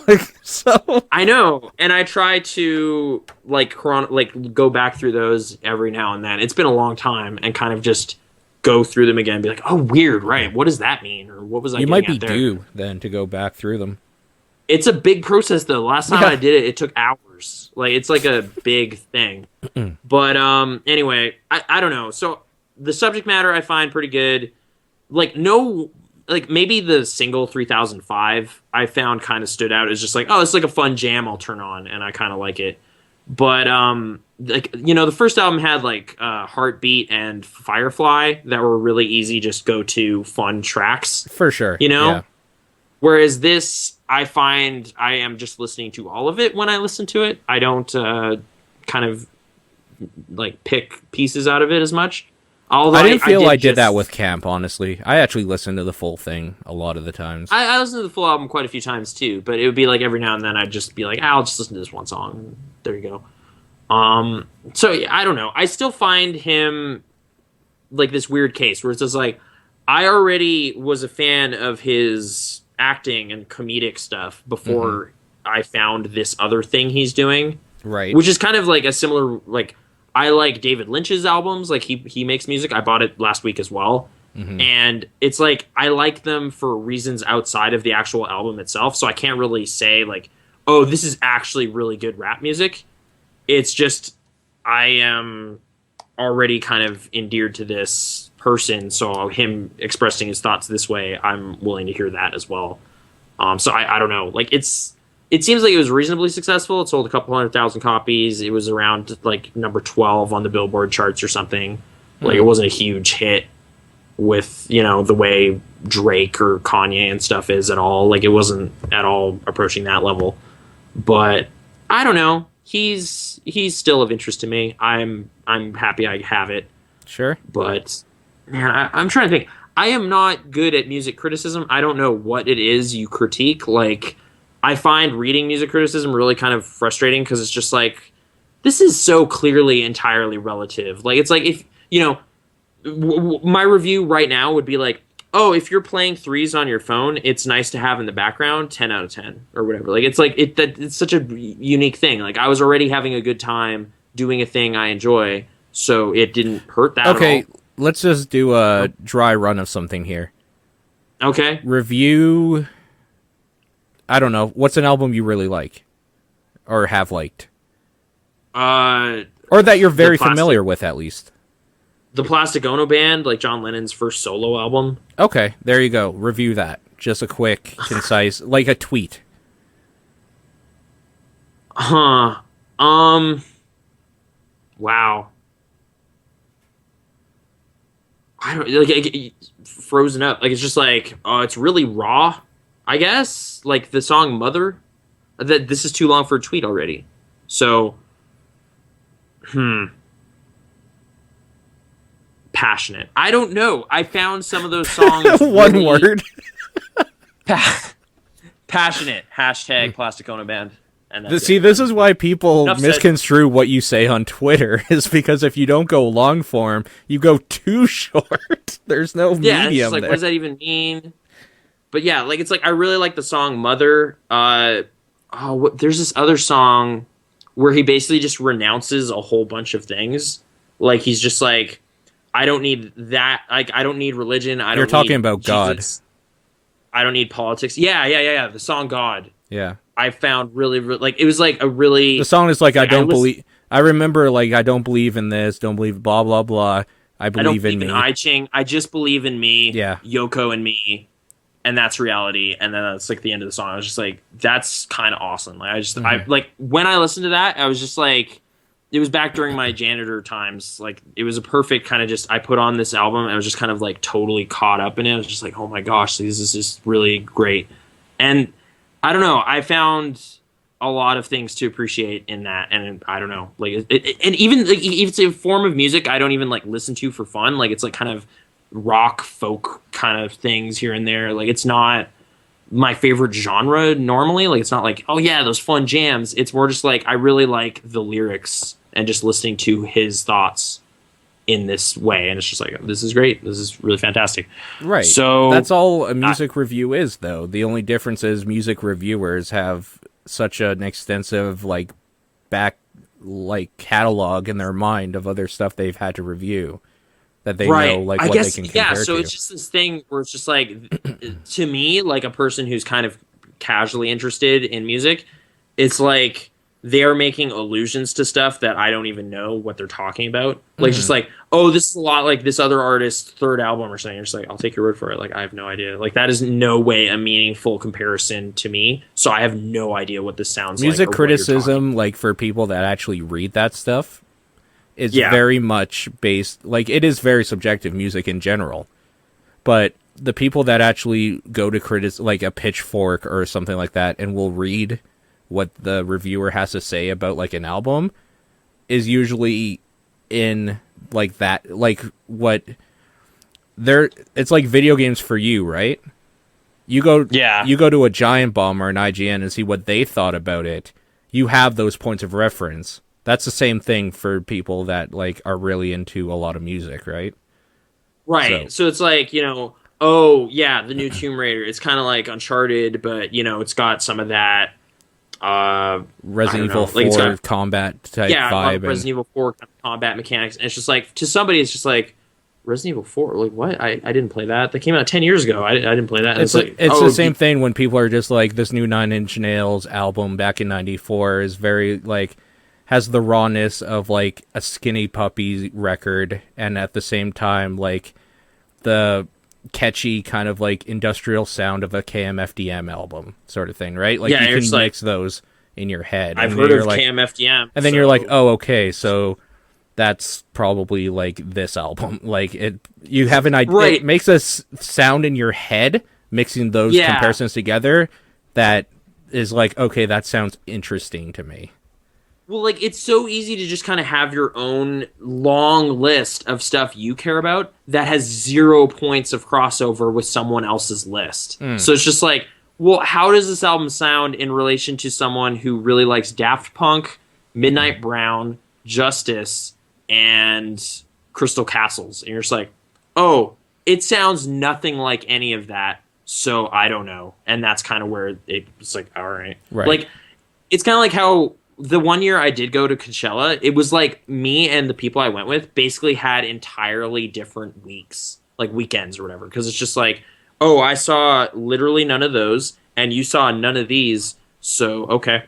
Like, it was just like, you could have your own unique lineup of stuff that you were way into, and then someone else is off seeing like, oh man, what do you... I don't even remember what they were getting so hyped about. It was like some band had reformed at Coachella that year, and they were like, oh my god, this is so exciting. I'm just like, okay, like I don't even know who that is. Was it Rage Against the Machine? No, it wasn't. Yeah. But like, it's like, I'm, you know, oh man, DJ Shadow's here, awesome. And DJ Shadow's pretty good. Yeah. It was a really good show. I was really happy with it. He had like a giant orb on the stage, and it was like full of blood, but it was just cool projection tricks, and then it was spinning really, really fast, and then it turned around at some point, and he was there DJing. I was like, this is so cool, and I was having a great time, but that means nothing to someone else. They were like watching Radiohead. I was at the Radiohead concert there and was just like, I don't know why I'm here. Like this is nothing to me at all. Why am I standing here right now? So then I went over to like the DJ tent and just had a better time. But I was like, that weird thing where it's just like, I feel like culturally obligated to care about this more than I do because people love this so much, but I just can't do that. Like, it's just like, I don't care. Well, that's like people that say like they read a lot of like the new books or something that came out or whatever, right? It's like, yeah, I don't care about that at all. I would rather be playing my games or watching a movie or like listening to music. Like there have been times where new albums come out from an artist I like a lot, and I will just sit on my computer in a dark room and like not have anything on the monitor, close my eyes and listen for the whole album. Like I can do that easily. But like, yeah, the last album I did that with was the Daft Punk one. Like that was the only thing from last year that I was like, this is important. I set aside some time. Like, yeah, I haven't really like I picked up like 3 albums this past week. That's the most new music I've listened to in like a year. Like it was just like, yeah, it was David Lynch, Com Truise released a new one, and the Childish Gambino one. And I just like Com Truise. I just Com Truise, yeah. Com Truise is pretty. Yeah, great. It's just like, this is great. Just walk down the street and just have these beats playing, and this is just fun. Like I just feel so good right now with what this is. So that guy should keep doing what he does. But then, you know, the music criticism thing, it's like they'll score kind of low because it's like, man, this isn't much of a change. Like his sound hasn't evolved at all. You know, like this, they're starting to stagnate. And you're just like, all right, like I just want more tracks with that groove. So sure, you know, whatever. Like I guess if they're trying to kind of be like, should people outside of this already invested bubble care about this? Like how much does this rank relative to other things? It's like, well, less and less as it keeps going because there's more and more of it. So, you know, don't start here. But for me, it's just like, well, does it still do the thing? It does the thing? Okay, good. I will buy it then. Done. You know, like Rat-a-Tat, I still like Rat-a-Tat. They haven't changed anything in like 10 years, but I don't care. Like, I just want more of that. So right, I'm still gonna get it. But yeah, or like, you know, Justice. I still like those guys, and they haven't, you know, whatever. They didn't change the wheel again. They just keep doing the thing. So yeah, music. I don't know. New music. That is stuff. Mm-hmm. It is, in fact, stuff. It is stuff. I guess, I don't know how... Should we talk about it? The Collectors app? You want me to report about that? So the collectors.com stuff is super old. I'm surprised they actually have an app. They actually kept going, so that's good, at least. Yeah. I thought they might be dead with like people going digital for a lot of their collecting needs now. Mm-hmm. I don't know. Yesterday, I was like, I should accomplish something. Like, what are some chores around here I should do? I know, I should catalog all of our DVDs and Blu-rays. And it's like, all right, well, I'm going to write them all down. Like, I was like, I'm going to grab this notepad. And I was like, no, is there like a one-step way to do this? And I was like, oh, yeah, an app. I've heard of this. You can scan the barcode and it'll know. The thing is, that app, the one I picked up, it's $15. It is. That's more than I think I've paid for any app ever. Like, that's just, you know, that seems steep to me in some weird way. The value proposition for apps is always like, well, it's like $1. You know, it's like $3. And you're just like, okay. Once it gets to $5, you're like, it's kind of, And then now this is a whole new level. The app worked fine. Like, it did its job totally. Like, like, I'm going to say 98% of the stuff I scanned, it recognized correctly. A small percentage, it totally whiffed on. Like, it was just like, yep, that is a barcode for a VHS tape you don't own. And it's just like, no, that's not right. It was the Harry Potter and the Prisoner of Azkaban. Like, yeah, to be fair, the standalone software did that a lot, too. It's like, oh, okay. Did you mean this version of, like, this movie that sounds similar? No. No, I didn't app, but thanks for trying. So yeah, there is like 1 or 2 movies that I have scanned and entered in totally wrong. So now I don't know which ones I'm missing, which kind of sucks. Yeah. But most of it I now have in an easily organizable list. Mm-hmm. Last night I kind of sorted, like I flagged a bunch of stuff as like I haven't even watched this yet. So now I have like a list of movies in my collection that it's like, oh yeah, I should actually watch that. Like I cared enough about it to buy it. now I know that it is a thing I haven't seen, so I can actually go to my library and make use of it again. Does it have the lend out feature? Let me see. You can kind of flag something as like this is being borrowed right now, And then like who's borrowing it, and like I would hope so. Now that you mention it, that sounds like a good thing. it was kind of cool. But- That's what I used. That's what I used the standalone software for when I was using it, sort of thing. Like somebody would borrow a movie, and I would put like it would be flagged in the system, and then like you'd be able to go into just like show me stuff that's kind of on loan or whatever, and then it'll say when you loaned it out and to who and stuff, and then you could be like, hey, remember that movie that I lent you like a year ago? I kind of wanted to watch it. Sort of thing. Mm-hmm. That was at the time before like Netflix and digital media was a thing, though, so it was like if somebody borrowed a DVD, that was the way I would watch it again, is by getting it back. Otherwise, I'll never get it back, because people are very bad about returning stuff sometimes. Some people I knew, anyway. I'm seeing you can kind of like edit some details about it, write some stuff, make sure all the like. When did you watch it? What do you think of it? Where did you get it? Maybe I don't know why you'd want care about that. Yeah, but that seems really ridiculous, actually. It's like, oh yeah, I bought that at Jumbo Video in 1998. There's only one movie I actually remember exactly where I bought it. It's E.T. That's not true, but the one that stands out is weirdly E.T. on VHS. I bought it at this like weird video store in Chilliwack. I was just like, I am here and they have E.T. now and I'm gonna buy it. And I was just like, okay. From Chilliwack. Love it. Exactly. It's just like on a family vacation, just why not? I would hope there's this lend out thing, but I'm not actually seeing that. I don't know. That's a little weird. But the scanning thing I just found kind of weirdly satisfying. It was almost like for $15 I was briefly able to relive what it was like to do inventory at a video store back when I was paid to do that. And it sucked. It was kind of fun though. I didn't hate it. You just put on Fargo in the background or something and you scan all the videos. And I scanned all my videos and now I know what I have. I will say I guess I found it kind of bummed out. Like I was kind of bummed out by the fact that you can only do movies with this app, and they have other apps for video games and books and CDs and comic books. I think there's actually a different one for books and for comic books, which is ridiculous. Kind of lame. Yeah, like it's just like, come on, you guys. Like I already give you $15, or like if it was like, hey, it's like $15 for the core app, and then you can get like add-ons or something. It's like, hey, it's like $5 for other things, and it's like, okay, like give me a deal for going down this path. The way path. it should go is like $10 for the app, and then another $5 for all the other versions of the app if you want it. So $15 would get you the whole upgrade your thing. Like I don't know. I felt like I'm being kind of generous to the collector people. Like they did. It's a solid app. Like it did what I wanted it to. It has like the whole database of stuff in there. Like I haven't done my VHS tapes yet, so that might get a little dicier. But oh come on. What? Why are you saying the chats? That's being kind of hard. They're giving you a hard time, aren't they? Yeah. I don't know. About Overall the app talk? cataloging. Are they mad that we're reviewing apps now? No, they're mad at my mustache for some reason. Oh, come on. Really? I know, it's kind of... What are you guys doing? Oh. Weird way of showing it, you guys. Yeesh.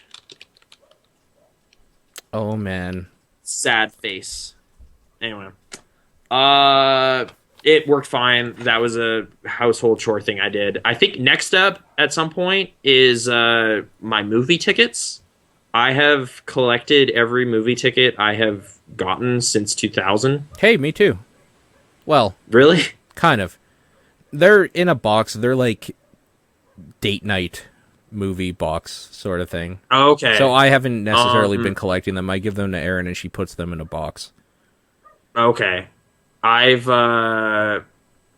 been doing my best to keep every single one I've gotten over the last while, just for some reason. Like it's Did like you keep Hobo with a shotgun? Yeah, it's probably in there. So I can be like, that's an important one, you know, put a little star on it or something. Yeah. I don't know how I'm gonna scrapbook them though, or like organize them, right? Like that's the ultimate goal, is to kind of have this weird thing where I'm just like, this is the history of Nathan's movie watching in one weird thing. Do you have the And I know it's, Spider-Man like, photo movies in album. there then? Which ones? Spider-Man 1, 2, and 3, and then The All, Amazing? yeah, all of those will be in there. Like, so do you go like Transformers chronologically, films? or do you go like all of the Transformer Chronological. ones? Okay. I think I might. Oh, yeah, I don't know, because you're like almost. Do you want to just put it by alphabetized or something, and then you'll have franchises and be able to see Lord of the Rings all the way, or do you want like the years that year in movies? You're right. I guess Well, I need to because think about the this. reason I know I'm the saying first that- one I have is Castaway. Okay, the reason I'm saying this is simply because the movie tickets will have the date they were purchased on them, so you wouldn't need Yeah. to show when. It's just kind of a thing of like, do I want to see all the movies I saw in 2011 sort of thing. Right. Like, that's what I mean. It's like, do I want it to be kind of like a 14-year timeline in order? Or do I want it to be organized by, like, content or something, like, thematic? But, like, there'll be so many ones that aren't part of a series or anything, so where would those go? Right? Like, would I just have, like, a franchise section where it's just, like, all the Harry Potter movies I saw, all the Lord of the Rings movies, Spider-Man, you know, Superman Returns, whatever, like, I don't know. And then I guess it would just be Superman Returns because I didn't see Man of Steel, so never mind. You probably should. I guess so. Actually, yeah, now that we're talking about it a little bit more in depth than I think anybody in the world wanted us to talk about it, but I'm interested. I think you would have to go by year. And the reason for that is because, say you watched... say you watched Spider-Man 1, Yeah. and then you liked it. You watched Spider-Man 2, and you hated it. It's gonna suck if you don't have Spider-Man 3 in that empty slot, and there's no way you will ever get it in there. Right, like, my Harry Potter timeline will be kind of screwed up because it's like Philosopher's Stone, Chamber of Secrets, skip, Half-Blood Prince, Chamber, you know, like, whatever the hell, Deathly Hallows 1 and 2. And it's just like, what happened there? It's just like, I kind of lost interest for a while. And see, that would really, really bother, like, the OCD parts of me. That's like mildly infuriating type, like missing the complete set kind of thing. Yeah, like yeah, I couldn't stand that it. would make that stand out way more. It's just like, shit, if only I could go back in time and watch this movie I didn't want to see. It's like, no, what? Whereas if I just have it as like, this is what happened, then I can kind of just appreciate it that way.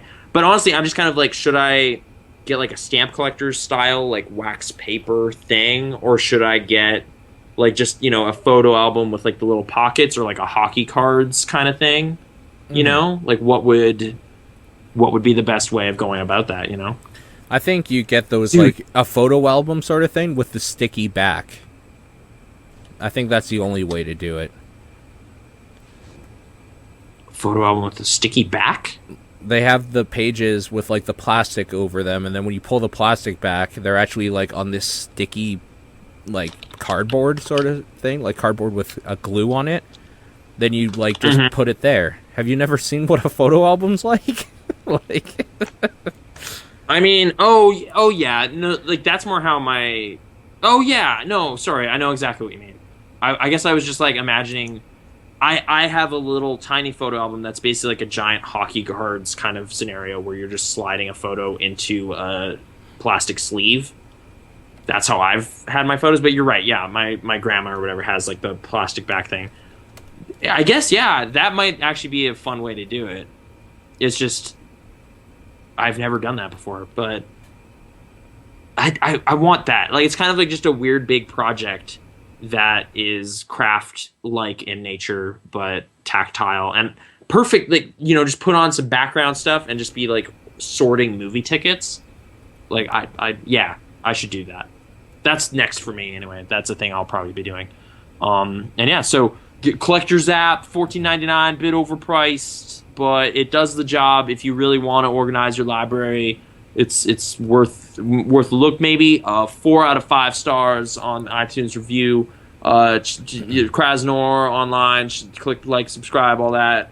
let's move on to questions. Okay, hold on. I just want to say something kind of weird to think about. Yeah. So this podcast, in theory, we discussed this, unless I die, will be around on the internet for, like, a long time, right? It's conceivable that if, like, hosting keeps up and stuff like that, there will be a time when people could listen to what we're saying right now and be like, what would you catalog? I mean, it's in your download list right there. There's nothing to... Oh, yeah. What's a barcode? Like, it's just like... like, why would... What do you mean? You own the movies? It's like, yeah, they released them on discs. It was like you get a plastic case, and they have a disc and, like, a sleeve. And you just know they're going to be like... so primitive. Yeah. It's kind of... It is kind of, but I already have them, and some of them I want to keep and watch. I mean, it's a good way to kind of, like, just be like, oh, why do I have that too? Like, you're kind of looking at everything you have. So there's definitely some fat that can be trimmed from my collection. Like, I might get rid of some stuff. But, yeah, I don't know. Like, and I've also, a lot of people have been, what's happening? A lot of people, have been digitizing their collection, right? Like, just ripping the entire disc onto their hard drive and then just not having a collection anymore, like, physically. That, I don't know if I want to do that or not. Like, there's something about the packaging of some of them I just like. But, yeah, I don't know. It's a weird kind of, moving on crossroads thing with, like, we don't need this anymore, really. There are better versions of this available elsewhere. This DVD is not good. Like, it's not ideal, but I don't know. I spent time and money getting them, so I'll keep DVDs at least longer. Like, VHS, I realized I made a mistake. Got rid of all of them, pretty much, other than a handful back there. Godzilla films. Oh, man. Godzilla films. Barry's Temple of Godzilla. Check it out. It's on the internet. It's an amazing website. Barry Goldberg, one of the original internet heroes. Go check that dude out on the internet. Type Barry's Temple of Godzilla into Google. Legitimately one of my favorite internet things. That was an early important thing for me. But yeah. Hey, Paul. Hey. What was your first favorite website? I'm just going to ask you that. My first favorite website. Okay. Yeah. I'm trying to think. Like, your destination where you're just like, I love this. I'm going to find every bit of content on this website. Like, where I would continuously go? Yeah, like, just recurring, like, I'm online. Oh. What's going on Barry's Temple of Godzilla? That was me in 1998. Okay. But, yeah. For me... Okay, so... Like, can we count, like, Yahoo and AOL chat rooms? Sure, yeah, chat rooms. Okay, those, because fine. I liked talking to people around the globe. So, like, this Twitter thing, that's why I'm into it, sort of thing. It's reminding you of kind of how that worked? But not as, like, anarchist.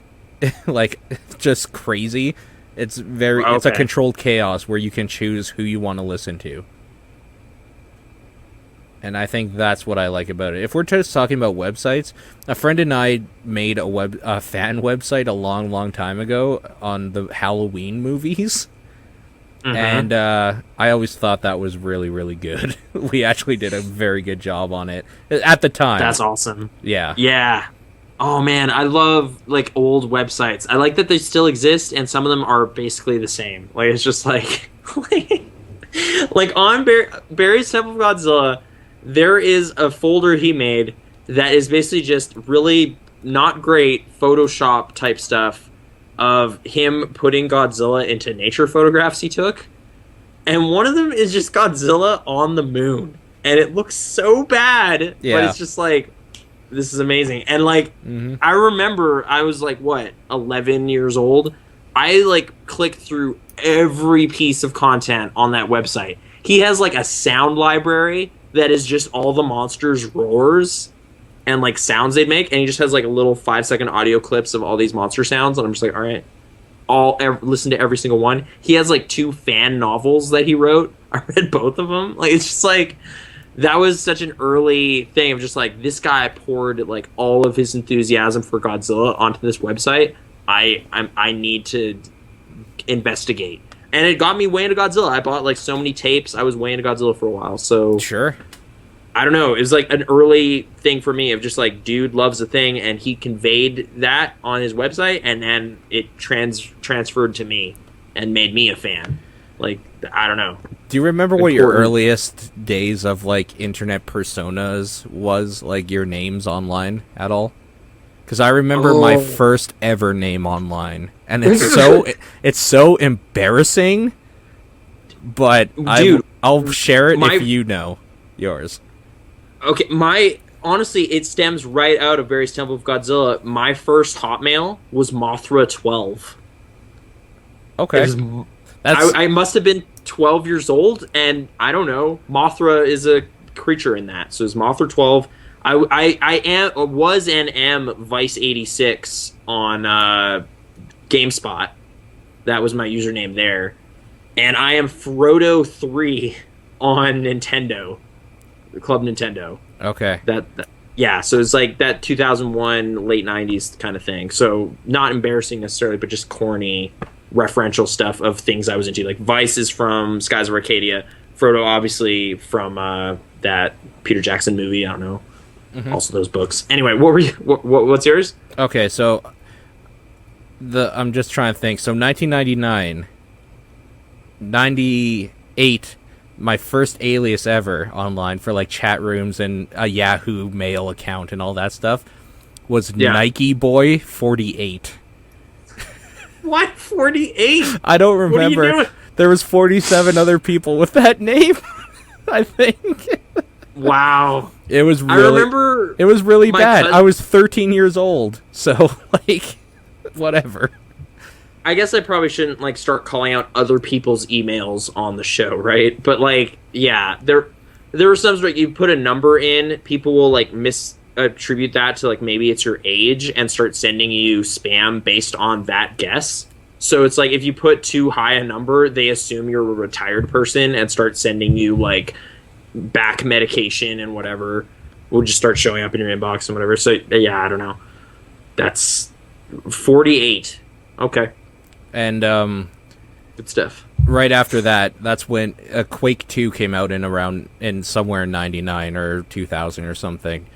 That's when I adopted the alias Happy Killmore for my fragging days. So pretty good. Some of the early websites I visited, by the way you were into Godzilla, that Godzilla site, I was super into this Resident Evil forum, and I think it was called New Blood. I can't remember. So I was huge in that community for a long time, and I went by BioGamer or something. Because it was called Biohazard. So like BioGamer, and I just remember people used to just refer to me as BG or BioG. So there was that, and then they became acquired by another forum.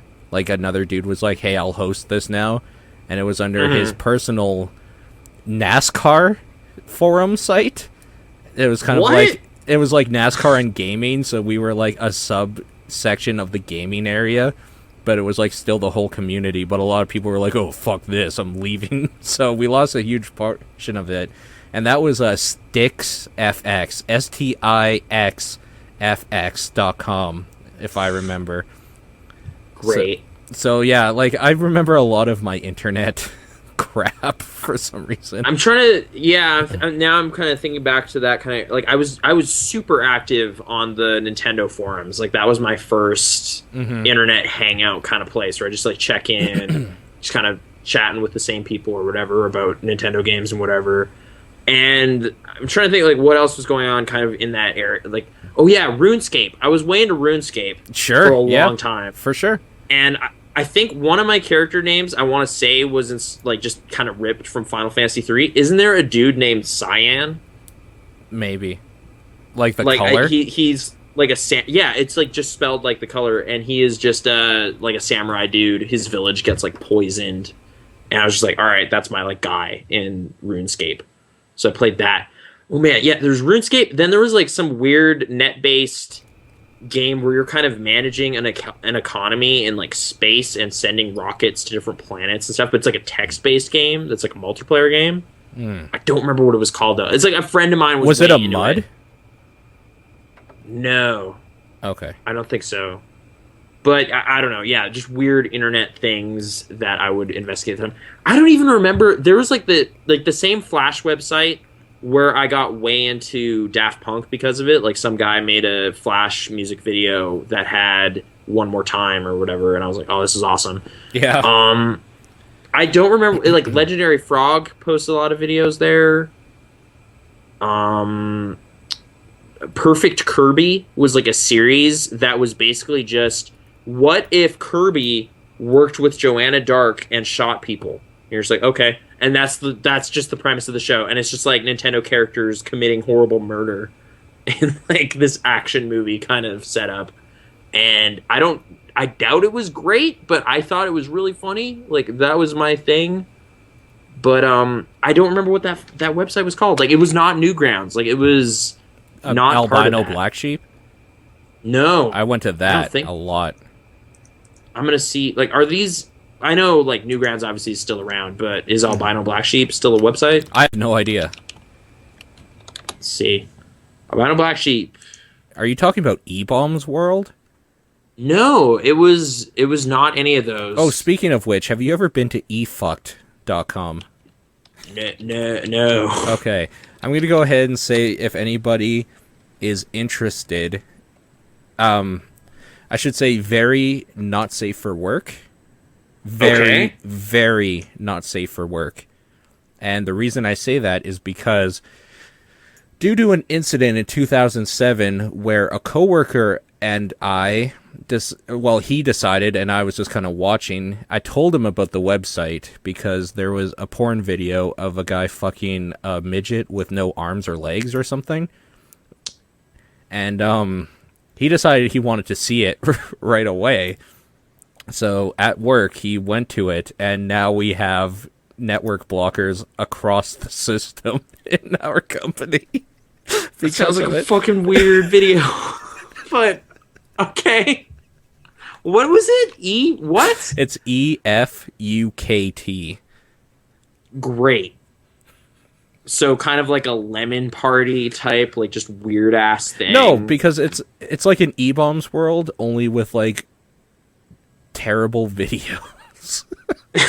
Okay. Yeah. So that changed work protocol for the internet in your neck of the woods. Worldwide. Yeah. So. Jeez. Yeah. So very not safe for work. It'll send up red flags because there's some bad tagged stuff and whatnot on there. But yeah, that's EFUKT.com if people wanted to check that out. I would recommend maybe not doing it if you're underage, but that's because I think I might be legally supposed to say that. Okay, well, I didn't find the original site, but the Legendary Lily Pad, which is Legendary Frog's just home video, like his main site, has a bunch of the dumb Flash stuff I was watching circa that era. So check that out, I guess. Joseph Blanchett, that dude was great. I thought he was great for a while. Early internet fascinations, those are some things. I'm on eFucked right now, and there is a story and video of what happens after the Tijuana Donkey Show. Great. I don't know how legit this is. I'm going to go ahead and quickly mute this. Oh, yeah, I don't want people hearing that. Oh, dude tried to suck off a donkey and got kicked in the face? Oh, no. Yeah, that's much worse. Oh, that is much worse. Okay, that's kind of gross. Anyways, efuck.com for all your terrifying needs.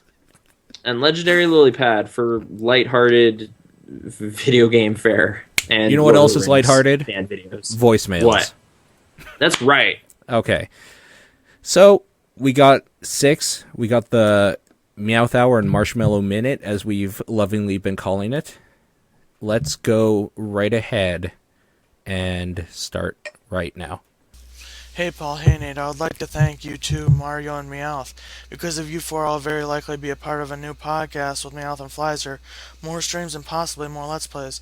It all started when every week you two would get questions from Meowth and what would eventually become Meowth Hour. I was pretty jealous of Meowth because of Meowth Hour and how much of a role she played in the show. I really wasn't affecting much in the chat. I just wanted to be a part of voicemails and have some fun. When I decided I would send in voicemails, I was pretty nervous, and my first voicemail contained about 10 seconds of silence and me uttering the words "I'm in hell." Despite that, I got nothing but encouragement when I said that I hated my voice. Paul and Mario told me that they hated their voices too. I decided to try again, but this time I wrote a script to read from so I wouldn't stumble over sentences or have several seconds of silence. It totally worked, and when the podcast happened, it was so much better than I expected. I realized it doesn't matter how you sound, but what you say. Every week since then, I've gained more confidence in myself, and now I can be in a Skype call without wanting to kill myself because of how I sound. Thank you, Paul, Nathan, Peter, and Allison. My question is, how would you talk about me if I weren't around? I've shared a couple Skype calls with you, Paul, and thought back about how you think Hebrew Lantern shouldn't be on Twitter and should just be in person. He's nothing like he's on Twitter. Is Skype call me much like Twitter me? As always, I'll see you at the stream. Okay, well, first of all, I mean, it's good Yeah. that you're getting some confidence in your voice and stuff, and yeah, after the first little bit of just getting used to it, you kind of don't care anymore, and you're able Like to... what you sound like recorded and that kind of actually, weird like, even disconnect in with real me. life sort of thing. Yeah. Like, you find yourself talking to people more because you realize that people don't care how you sound sort of thing. The only time they Sure. might care, genuinely, is if you have a ridiculous laugh, and then, like, they don't really? care. They just think it's funny. And so, like... Oh, okay. But, I mean, that has nothing to do with talking, so I don't even know why I brought that up. As for the other stuff, like... Can come up. Yeah, okay. As for the other stuff, I have told... I mean, everybody that I know of has told Hebrew Lantern before that, like, the person he seems to be on Twitter is much more, like, abrasive or, like, annoying or something than he actually is. He's, like, a super nice and sweet dude.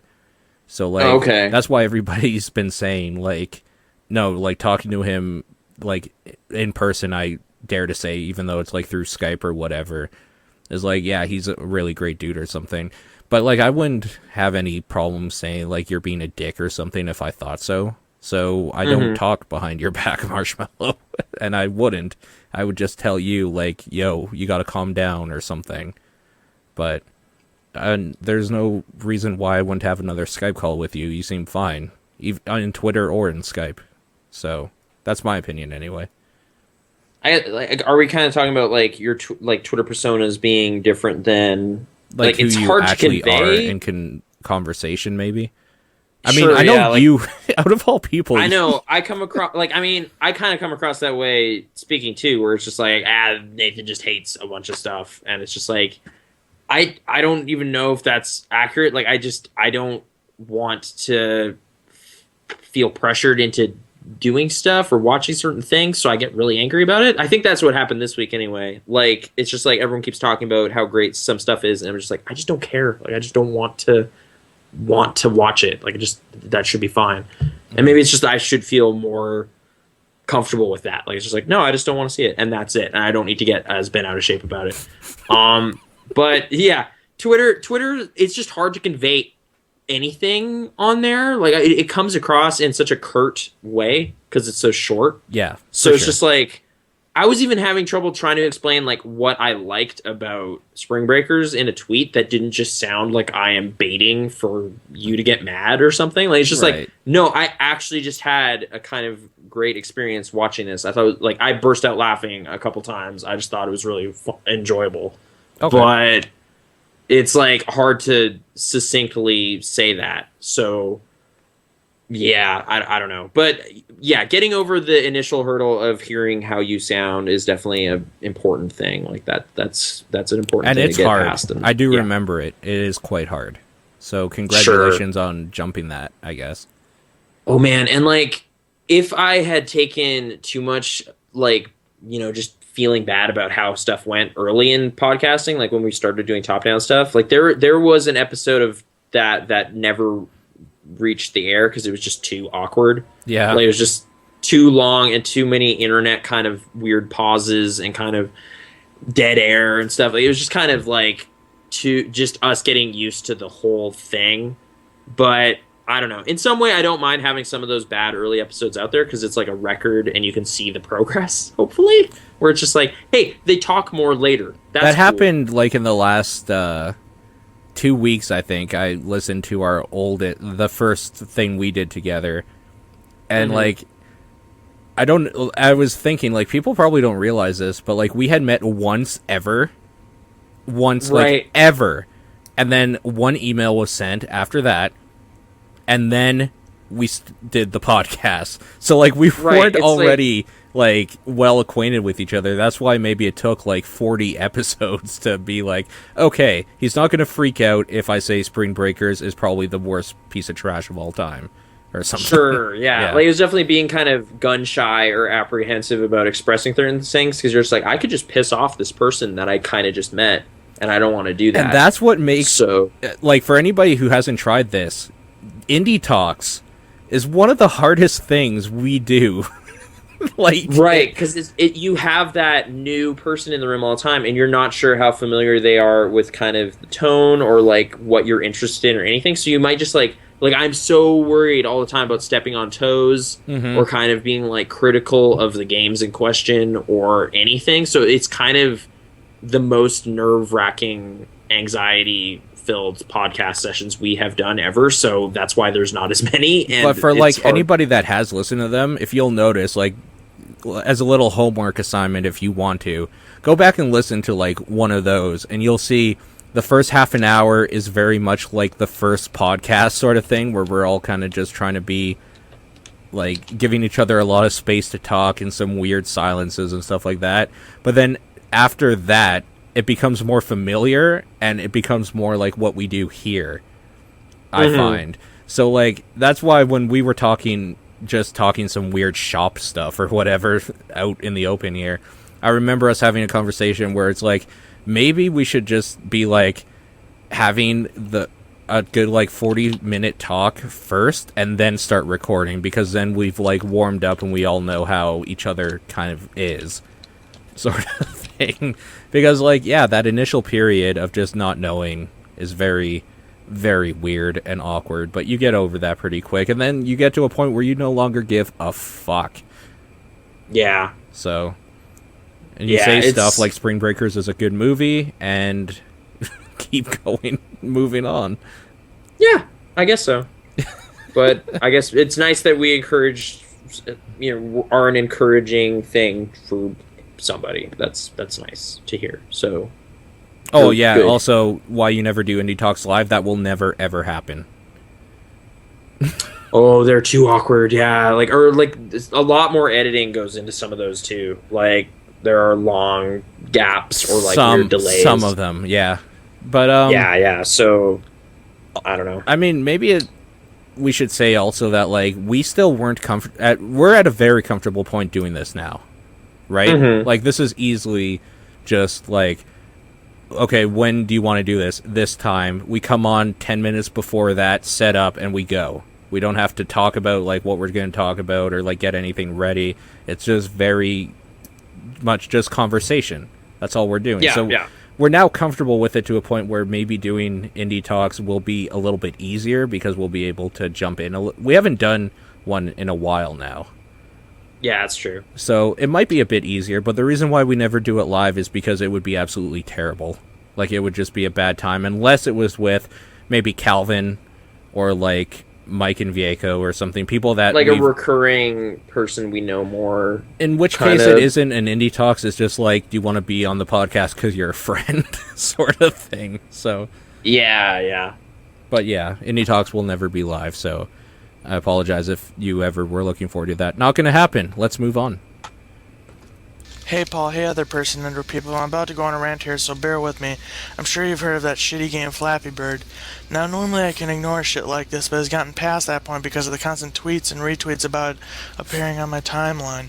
Now I'm part of the problem because I'm talking about it thanks to these fuckers. Yep. It's a game I've done hundreds of times before in games and even fucking minigames. I swear to you I've seen or played a game that is basically the same goddamn thing in either Mario Party or WarioWare. Since it was removed, retards have been buying phones with it downloaded for thousands of dollars. If you have a problem with me saying retards, go blow yourselves, you oversensitive pussies. It gets fucking worse though. This knockoff game has tons of knockoffs. Fatty Bird, Farty Bird, Nerdy Bird, Shitty Bird, Angry Bird, Stupid Bird, and more. I think we should kill the people who buy Flappy Bird phones and its knockoffs. I know the perfect way I can get the corporations and politicians to go along with it as long as their asses aren't on the line. We tie these people up and use them as target practice, and we give away prizes. You buy a rental gun and ammo or bring your own. I'm sure the government would jump at the chance to make some money and train up some good soldier boys at the same time. Bring the whole family. My question is, what groups of people would you like to see God smite down or rounded up and shipped off somewhere far away where there's someone else's problem? For me, it would be believers, directioners, teenage girls, racists, homophobes, idiots, and everyone involved in making my high school life a living hell. I'll see you at the stream. Oh man, it's like, who would you genocide? What group is no good? It's just like, oh. That is pure unadulterated anger coming through there. Yeah. Okay, and I have to say one thing. I have found out I didn't realize this before, and it's not going to change, but I found out the reason why he talks so fast in his voicemails. Okay. There is a 1 minute and 30-second maximum cap for a voicemail. Oh, jeez. So that's why I just noticed all of his stuff is a minute and 20-some seconds. He's getting it all in there, sort of thing. So that is not. So he has like a big question. That is not going to raise because I would have to pay for that for one thing. But more importantly, you should be able to be as concise, sort of thing, in your question or what you want to say in a minute and a half. And oh man, okay. If Marshmallow can throw all of that hatred into 1 minute and 25 seconds, there is absolutely no excuse the rest of you couldn't either. Anyways, who would we genocide? Well, wait, the other stuff was about, like, Flappy Bird phone purchasing. Like, that is kind of ridiculous. Like, I need my Flappy Bird fix. I need to spend hundreds of dollars to have a phone that has it. Like, what? That's weird. But the game itself, I just find, like, whatever. It's just easy, simple, like, to get into, fly through the pipes. Like, it's stupid, but yeah. The clones thing, that's kind of its own uncreative, dumb trend. Splashy fish. Can you indulge me for a second? I just want to see. Yeah. I just want to see if I can quickly count how many people he said he would eradicate, or groups of people. Here we go. Hold on. Down or rounded up and shipped off somewhere far away where there's someone else's problem. For me, it would be believers, directioners, teenage girls, racists, homophobes, idiots, and everyone involved in making my high school life a living hell. 7. I'll see you at the stream. Is believers what? Believers, I guess. Yeah. Justin like Bieber racists, homophobes. But what was the one right? Whatever. I missed. Teenage girls is in there. Yeah, that's a lot of people. But then, would they be able to come back when they're no longer teenagers? Like, what does this mean? I don't know. There is something about teenage girls that I find particularly infuriating, and I think it's the fact that no matter what age you are, if you are like their same age, if you are younger than them and they're like a higher up grade than you in school, or even if you're like an adult, like teacher or something in that school with like teenage girls, like a group of them specifically, not one by one. Yeah. When they start laughing or giggling about something like that deals directly with you, it's like a stab through the fucking back or heart every time. There's just something about teenage girl giggles that is just like they are trying to rip your emotional heart just right out and crush it. And it's that one where you kind of just assume it's probably directed at you somehow, like that weird self-conscious like thing. Like if you do something that you know is stupid, and then you hear a bunch of or something, you're just like, oh well, I might as well kill myself now. Yeah. I don't know. You're right. It's like some sonic weaponry going on. It just kind of gets in your head in this weird way. A specific group that is just not good and they should go away. Huh. Man, it's like depending on the mood I'm in or the day or whatever, like it could be like, yeah, if I had absolute powers to do, like, it would just be weird snap judgments at any point. Like, it's just like, done, banished or whatever. So, man, yeah, like, Jordan Belfort type people, rich people, you know, just get out of here. You know, 1% is being mentioned. Actually, in the chat, so it was mentioned animal abusers. Yeah. And child abusers. I have no tolerance for either of that. Mm-hmm. I'm not talking about people that hunt either when I say animal abusers, because they're still fulfilling a purpose in society. Like, there's been some weird animal torture shit going on in our city lately. It's like, gross. You're talking about Nero. Like a dog showed up, like tied, like taped up or whatever, and like starved to death. Like weird shit like that. There was another one, Nero, who was set on fire. There's a what? Nero, the dog that was set on fire. Oh, wow. Okay. Yeah, it's fucking disgusting. Sure, I don't know if we're going a little darker on. Oh, I guess homophobes were called out, which this is an educational thing. You can train that out. You can't train hatred out of somebody. I don't think you can beat it. You can beat it out of them. You can beat it out of them. I don't know if you can train it out of them. You can't tell someone. Some people just can't be educated though. I mean, sure. I guess it depends how deeply rooted the hate is. Like, if it's just kind of a surface level thing that's been learned, whatever. I guess at some point I'm talking about, like, specifically with my, like, religious school upbringing, I was in a position where I was just extremely ignorant about, like, a lot of lifestyles. Yeah. Yeah, like, it was just kind of like, so it's like, oh, I'm very judgmental and mean about that, but only in like the most surface level way, because that was kind of the norm in the group I was with. So it's just kind of like, oh, I was kind of just playing along because that was what we did. I actually don't really know about this. And then once you learn, it's just like, oh, okay, that evaporated as did the, I don't know. So that's one I get a little worried about, because it's like, if you make snap judgments about people because they're not doing something you approve of right now, maybe they're not that bad under the surface or something, right? Like, I could be like, man, people that take their kids to the Leggo movie, but that's a bad thing. Like, that's just, that's just me this week being mad about a thing. That's not a deeply held belief. So, unredeemable. Like, man, I really shouldn't have banished those people to an island. That was a little extreme.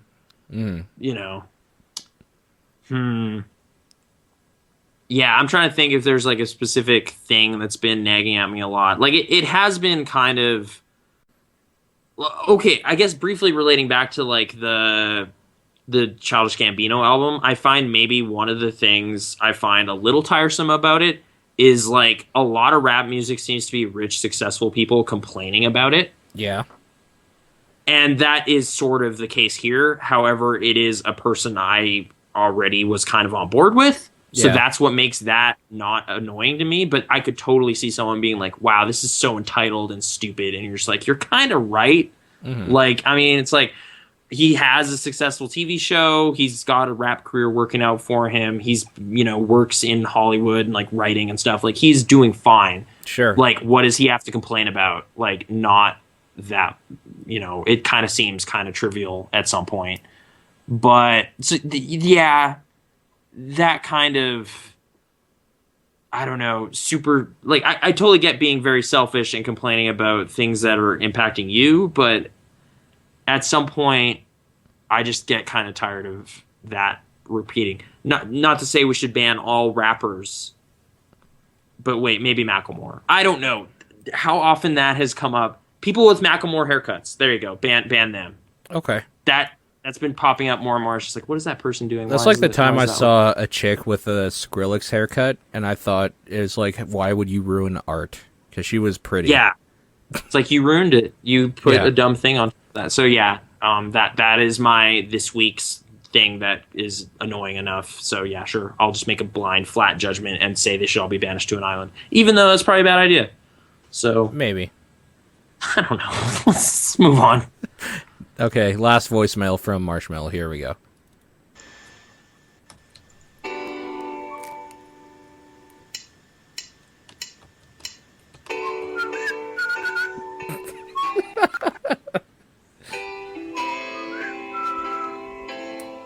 You know I can't smile without you. I can't smile without you. I can't laugh and I can't sing. I'm finding it hard to do anything. You see, I feel sad when you're sad. I feel glad when you're glad.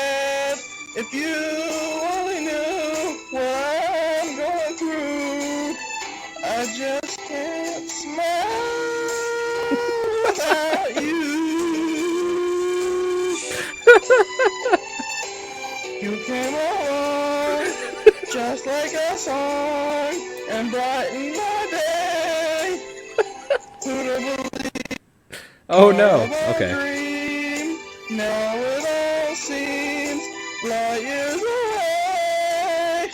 And now you know I can't smile without you. I can't smile without. And there you go. He went the full minute 30 with that one. Whoa. Is that a like that? What is that song? I've never heard that. Are you being serious? Yeah, I don't think I've ever. What is that? Sorry. What is that song? Tell me right now. If Justice doesn't do a remix of a song, you just don't care, right?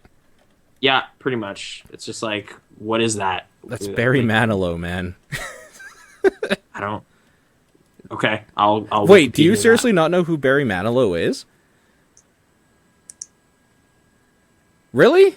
Okay. I don't know. Like, say what's a big thing? Is that his most well-known song? It's a pretty well-known song. He has a lot of really well-known songs, but okay. Yeah, I mean, he's a singer, so okay. But that Midler he apparently worked with. I don't know. Like this slipped through the cracks. I do not know much about Barry Manilow. I apologize. That's fair. To Marshmallow particularly because, you know. What did you think of his rendition? Kind of beautiful. Yeah. Wait, in the original Barry Manilow song, does he say he can't sing? Because that doesn't make sense. No. Okay. Wait, so that was like just a repurposed entirely? He said he can't sing. Yeah. Yeah. Oh, okay. That's kind of weird though, because he's a professional singer. So. No, Marshmallow said he can't sing. Yeah, I know. So I'm saying, was that his own lyric added to the song, or does the original Barry Manilow song have nonsense in it? That's all I'm saying. Well, I mean, Barry Manilow has nonsense in it anyway, but not that type of nonsense. Sorry, I don't know. Sorry, whatever. Thank you very much for that song. New theme song, maybe? Is that hashtag Barry who? Yeah, I didn't know. I don't know. That's pretty great. Like, is that a real person? Like, is this a real thing? Okay. But I don't know. Thank you very much. I'm glad you're comfortable enough with your voice now to be able to give us that sweet rendition. We appreciate it. Mm-hmm. Okay. Well, not much to discuss there. Let's move on to the Meowth Hour. So I went to see the Leggo movie during the opening weekend. Oh, snap. It was pretty fun. Oh. And I know Nathan was pretty much angry about it. Yep. Critics were giving it high scores. Mm-hmm. Grumpy Nathan is grumpy. Yep. But anyways, hey Nathan, I enjoyed the movie. And whenever I enjoy something, it's very rare. But will you go see the Leggo movie just to see how terrible it is? Because that's what I went doing, and I actually had a good time. Especially because it had so much inside jokes that made me laugh a lot. So how do you feel about somebody that generally hates everything was able to, first of all, get up the courage, muster up a little bit inside her to be like, you know what, this might be so bad, it's kind of okay, and be the big enough person to admit that not only was she wrong, but she kind of enjoyed it. How do you feel about Meowth having more integrity than you? No, it's not. It's like, even if I like it as a movie, I will still have to just be like, it's like a good commercial. Like, it's not like a qualitative thing that I have issue with. Like, I fully expect me to laugh at some jokes and appreciate things about it in terms of its visuals and whatever. Yeah. It's more just like, I don't want to like it. That sounds so much better. You're right. I don't want to have fun watching the Lego movie because it means they won. So going to see it would be going to see it a dangerous proposition for that. Me already failing my own ridiculous mission. I don't know. It's like I don't want to feel obligated to watch it, but it's like big enough now where I feel like I'm supposed to, but I don't want to. It's like this dumb thing this weird trap I've put myself in. Like, I don't know. I am determined to have a horrible time in relation to the Lego movie, and it's working out so far. So Okay, I should just so go in a here cave is full- a situation in which you have to go see a Lego movie then. Oh no! It has to Okay. be on a day right after work. That's number one. No. It has to be Okay. on the coldest day of the year. Why? Okay. Then you have to take transit, and the train will have to break down. And then when you get there, you realize you just have enough money for the movie and not enough for popcorn or snacks or anything like that. You just have enough for the movie. Also, you were late, so you missed the first 5 minutes. And then that is the perfect stance of, I am not having fun doing this, because there was nothing fun about the journey there, about getting there, about being there. Then maybe. So wait, you're saying that's the only the justifiable way to have a bad time? Right, it has to be like, because if you're like, okay, my car broke down and I'm here, but I got this big bucket of popcorn. That's something Right. that is already making you have fun in relation to that movie. So if you want to be completely bitter about it while seeing it, it has to be all bad. I don't even know what you're you're saying. I need to, and then if the movie impresses me, like, wow, what a Then it's turnaround genuine. or something. Yeah. Okay, like it's whatever. I could be having the greatest day and like see it, and it would still just be part of me would be annoyed that this trick worked. I think is kind of the thing. Like Lego corporate pulled a fast one on the world. Foxy in And it the was still chat on. just added, then you get stabbed on your way out, but the first 5 minutes First are 5 minutes amazing. are amazing. The minutes you missed. Like, I guess okay. It's weird. This does kind of tap into a thing that also came in relation to this. Just to go on another giant rant about it. Sure. But not whatever. Basically, like, there's this notion that all art is kind of corporate, right? Like, it has to be funded by somebody, you know? Like, I mean, someone sure. commissioned Michelangelo to paint the Sistine Chapel. Yeah, but that's not all art.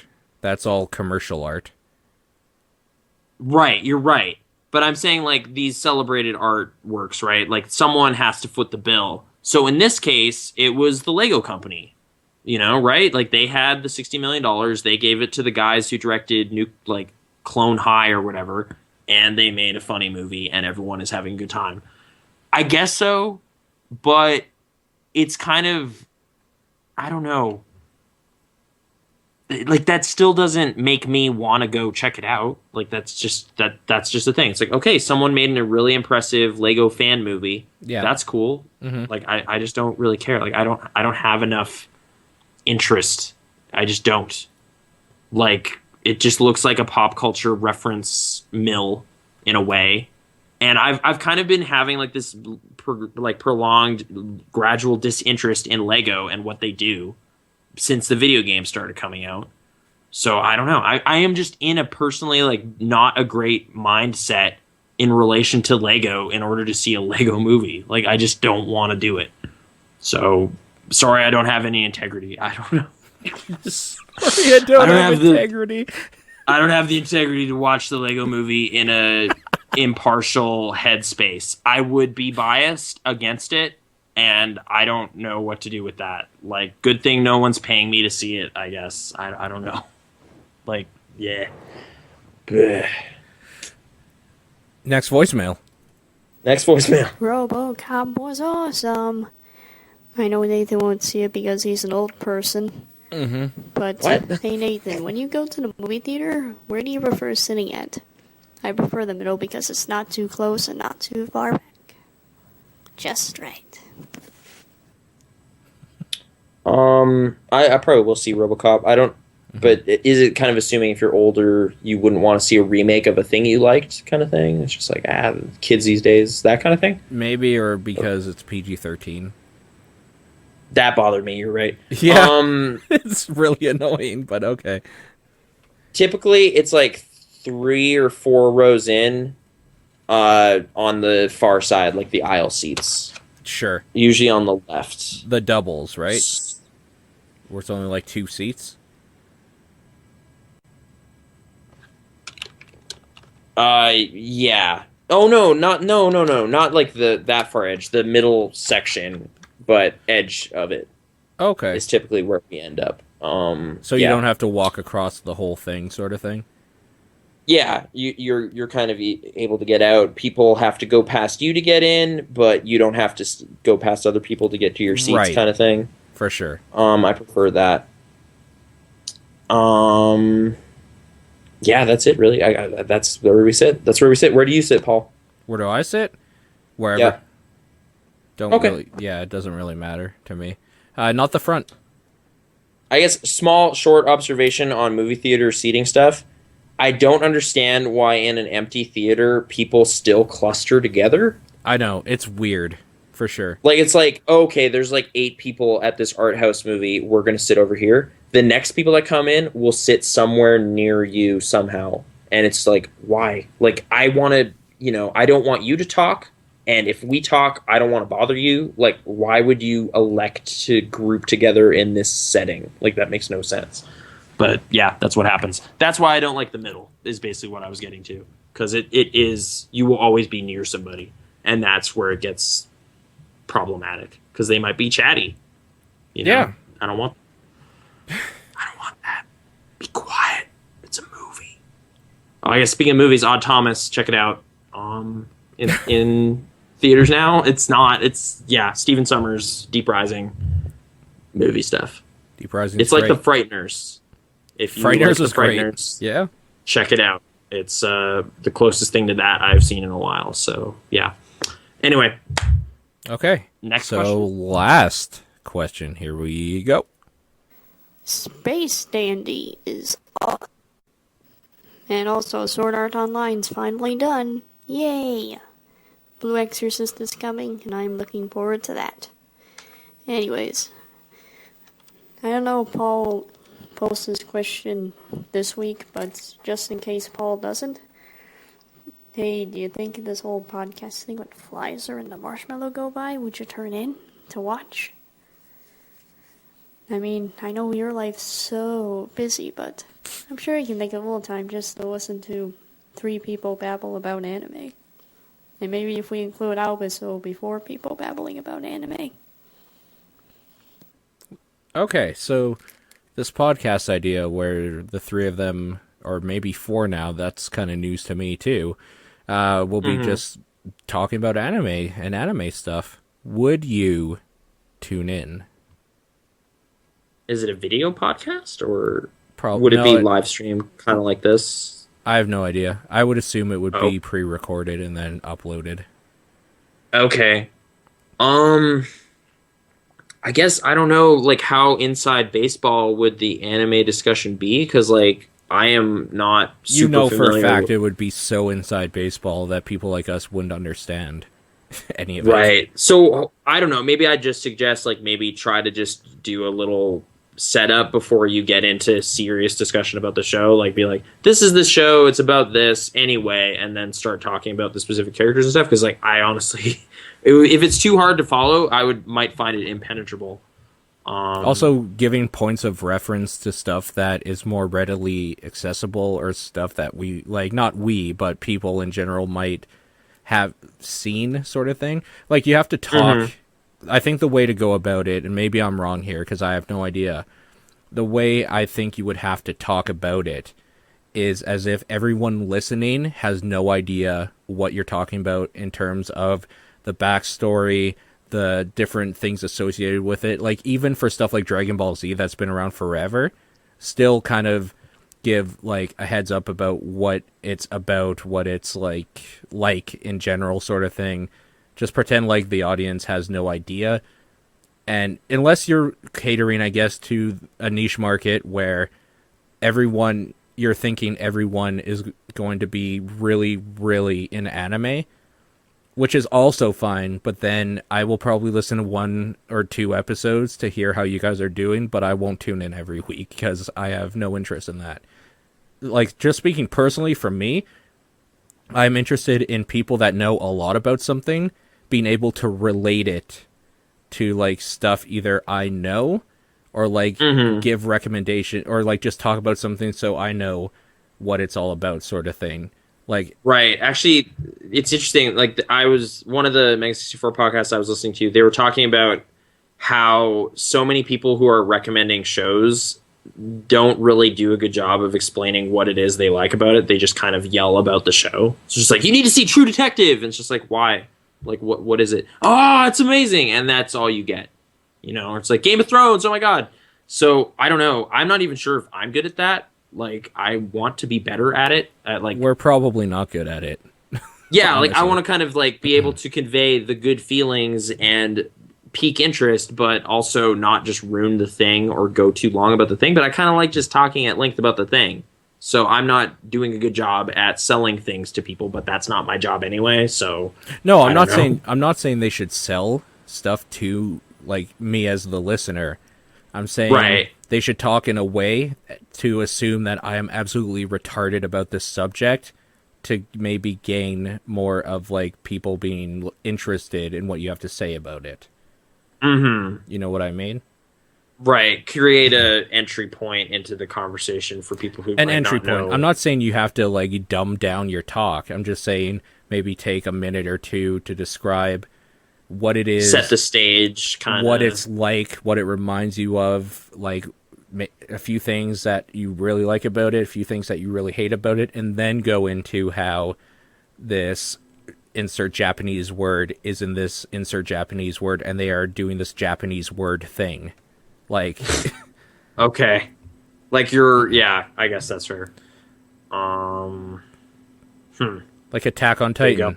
Talk about how kawaii Mikasa is after you describe who Mikasa is. Sure. Or, like, yeah, I guess we were talking with, like, a lot of assumed knowledge about that show. It's like, well, because we were saying spoilers. So, like, yeah, people that like, would be listening episode, to it would already know. It's like, not like with each episode we do. It's like, all right, so for those who don't know, Attack on Titan, humanity has been basically killed to the point where they now live inside one giant city. There are giant humanoid monsters roaming the landscape. We have done that. I know, but we did it one time. We don't do it every time. Shouldn't we do it every time? Maybe? No, because the theory is that you should be listening to more of just this one episode, maybe. I guess so, yeah. Because what we're like, doing... It's like any episode could be someone's first episode. Because when we're like, hi, my name's Nathan. When you and I are talking about it, this is us wrapping up a conversation we started maybe like 4 weeks ago. Sure, I guess so. So for parts 1 through 3 of the Attack on Titan saga here on Pixel Response, refer to Stitcher / iTunes and go back.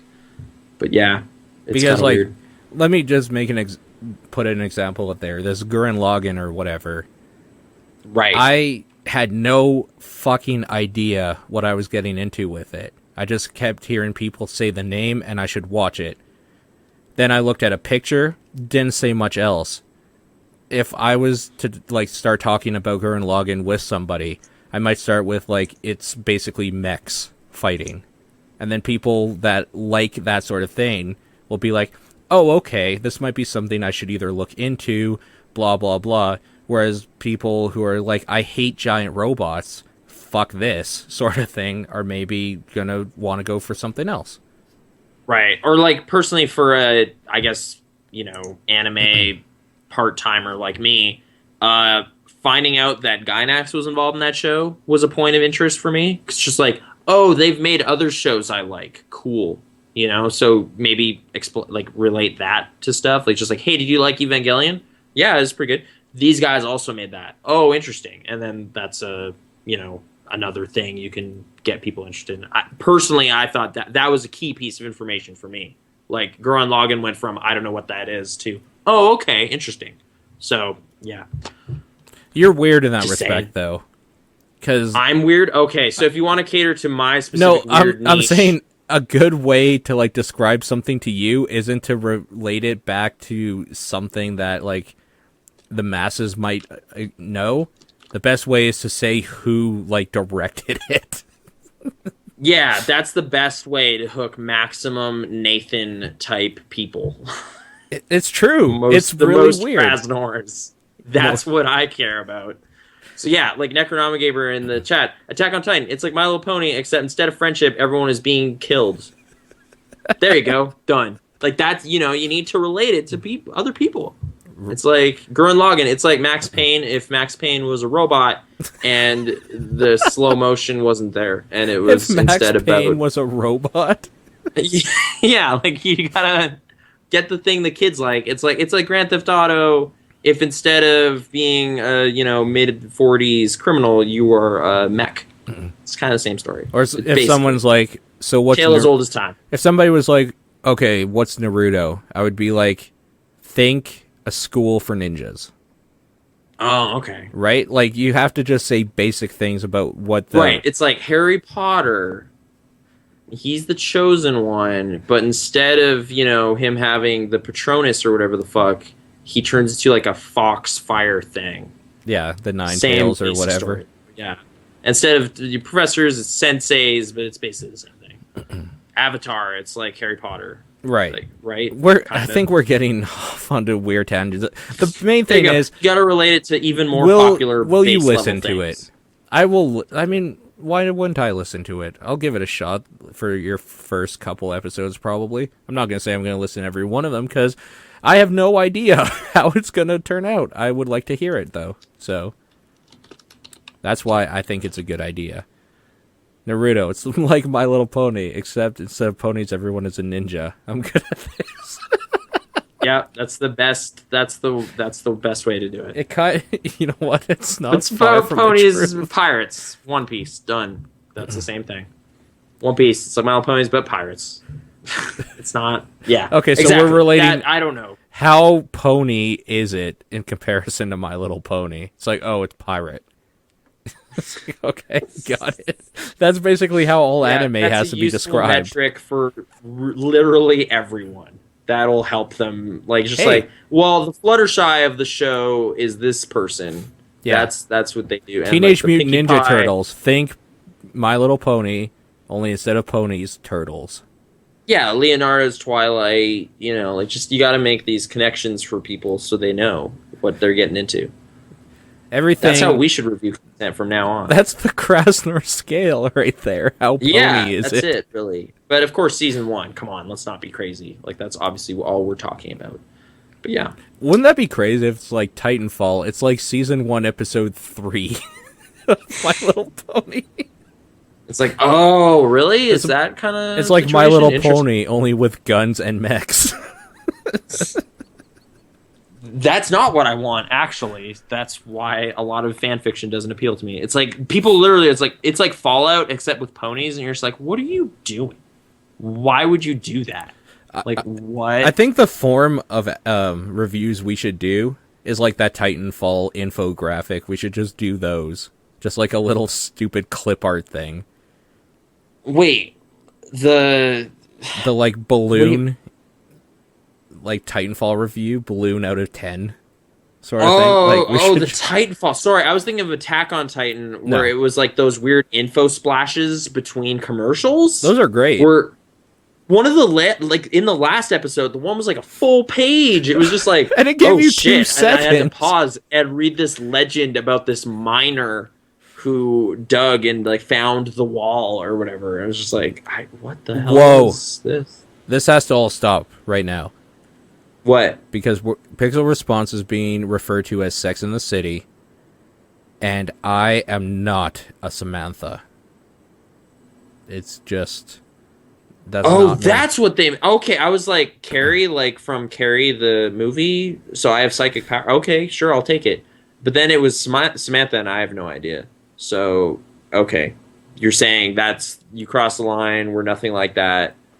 That's not our jam. Like, what the hell would I be? I'm not a Miranda.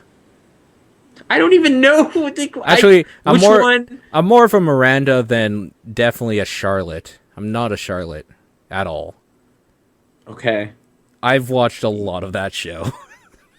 Which one is that lady from Porky's What? and Star Trek 6? You know? That Canadian actress or whatever, like the one that's like the crazy one or whatever. I'm like thinking you're talking... Whatever, we've got... Wait, this is getting weird. Marshmallow just went onto a second account for the chat room. I think it's about time we tell people how they're able to send in their voicemails of different stuff, and this is how you do it. Right. Okay. Got a question or comment for the show? You can email us at podcast@pixelresponse.com or leave a voicemail using the voicemail feature on the right side of the main page. On Twitter, you can reach Nathan at Krasnor and Paul at Exposure. Be sure to check us out on Facebook at facebook.com/thepixelresponse and visit pixelresponse.com for more. That's the easy way to do it, anyway. You Sorry, can do it I the was thinking hard of way. Kim Cattrall. Oh, Kim Cattrall. Okay, yeah. Yeah. Samantha. She is Samantha, so you are Kim Cattrall. Okay. Figured it out. I am not a slut. Okay. Sorry. Anyway, yes, those are the ways to contact us. If you want to watch live on Twitch and everything, that is a thing that happens.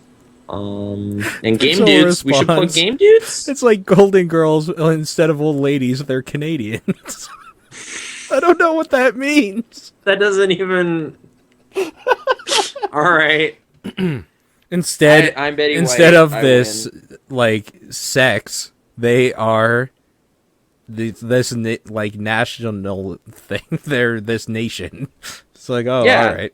Same thing. What? Like their defining characteristic is their Canadianness, whereas in that show it's how old they are.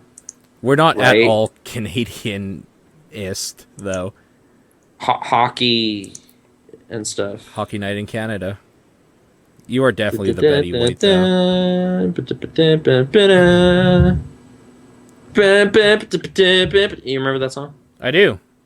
All Anyways, right. yeah, no, you're right. Game Dudes. That's ongoing. Game Dudes, We're trying to Dude get out Ranch. of Shanghai, you guys.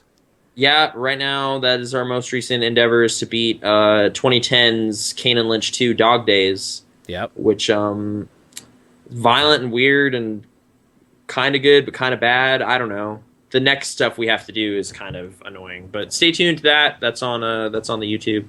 And thanks for listening, everybody. Like every time, it's super crazy that people show up and listen to us ramble on for hours and hours about how Lego's no good, and Guardians of the Galaxy is no good either. Probably, even though it doesn't exist yet. Like I'm just a grouchy person right now.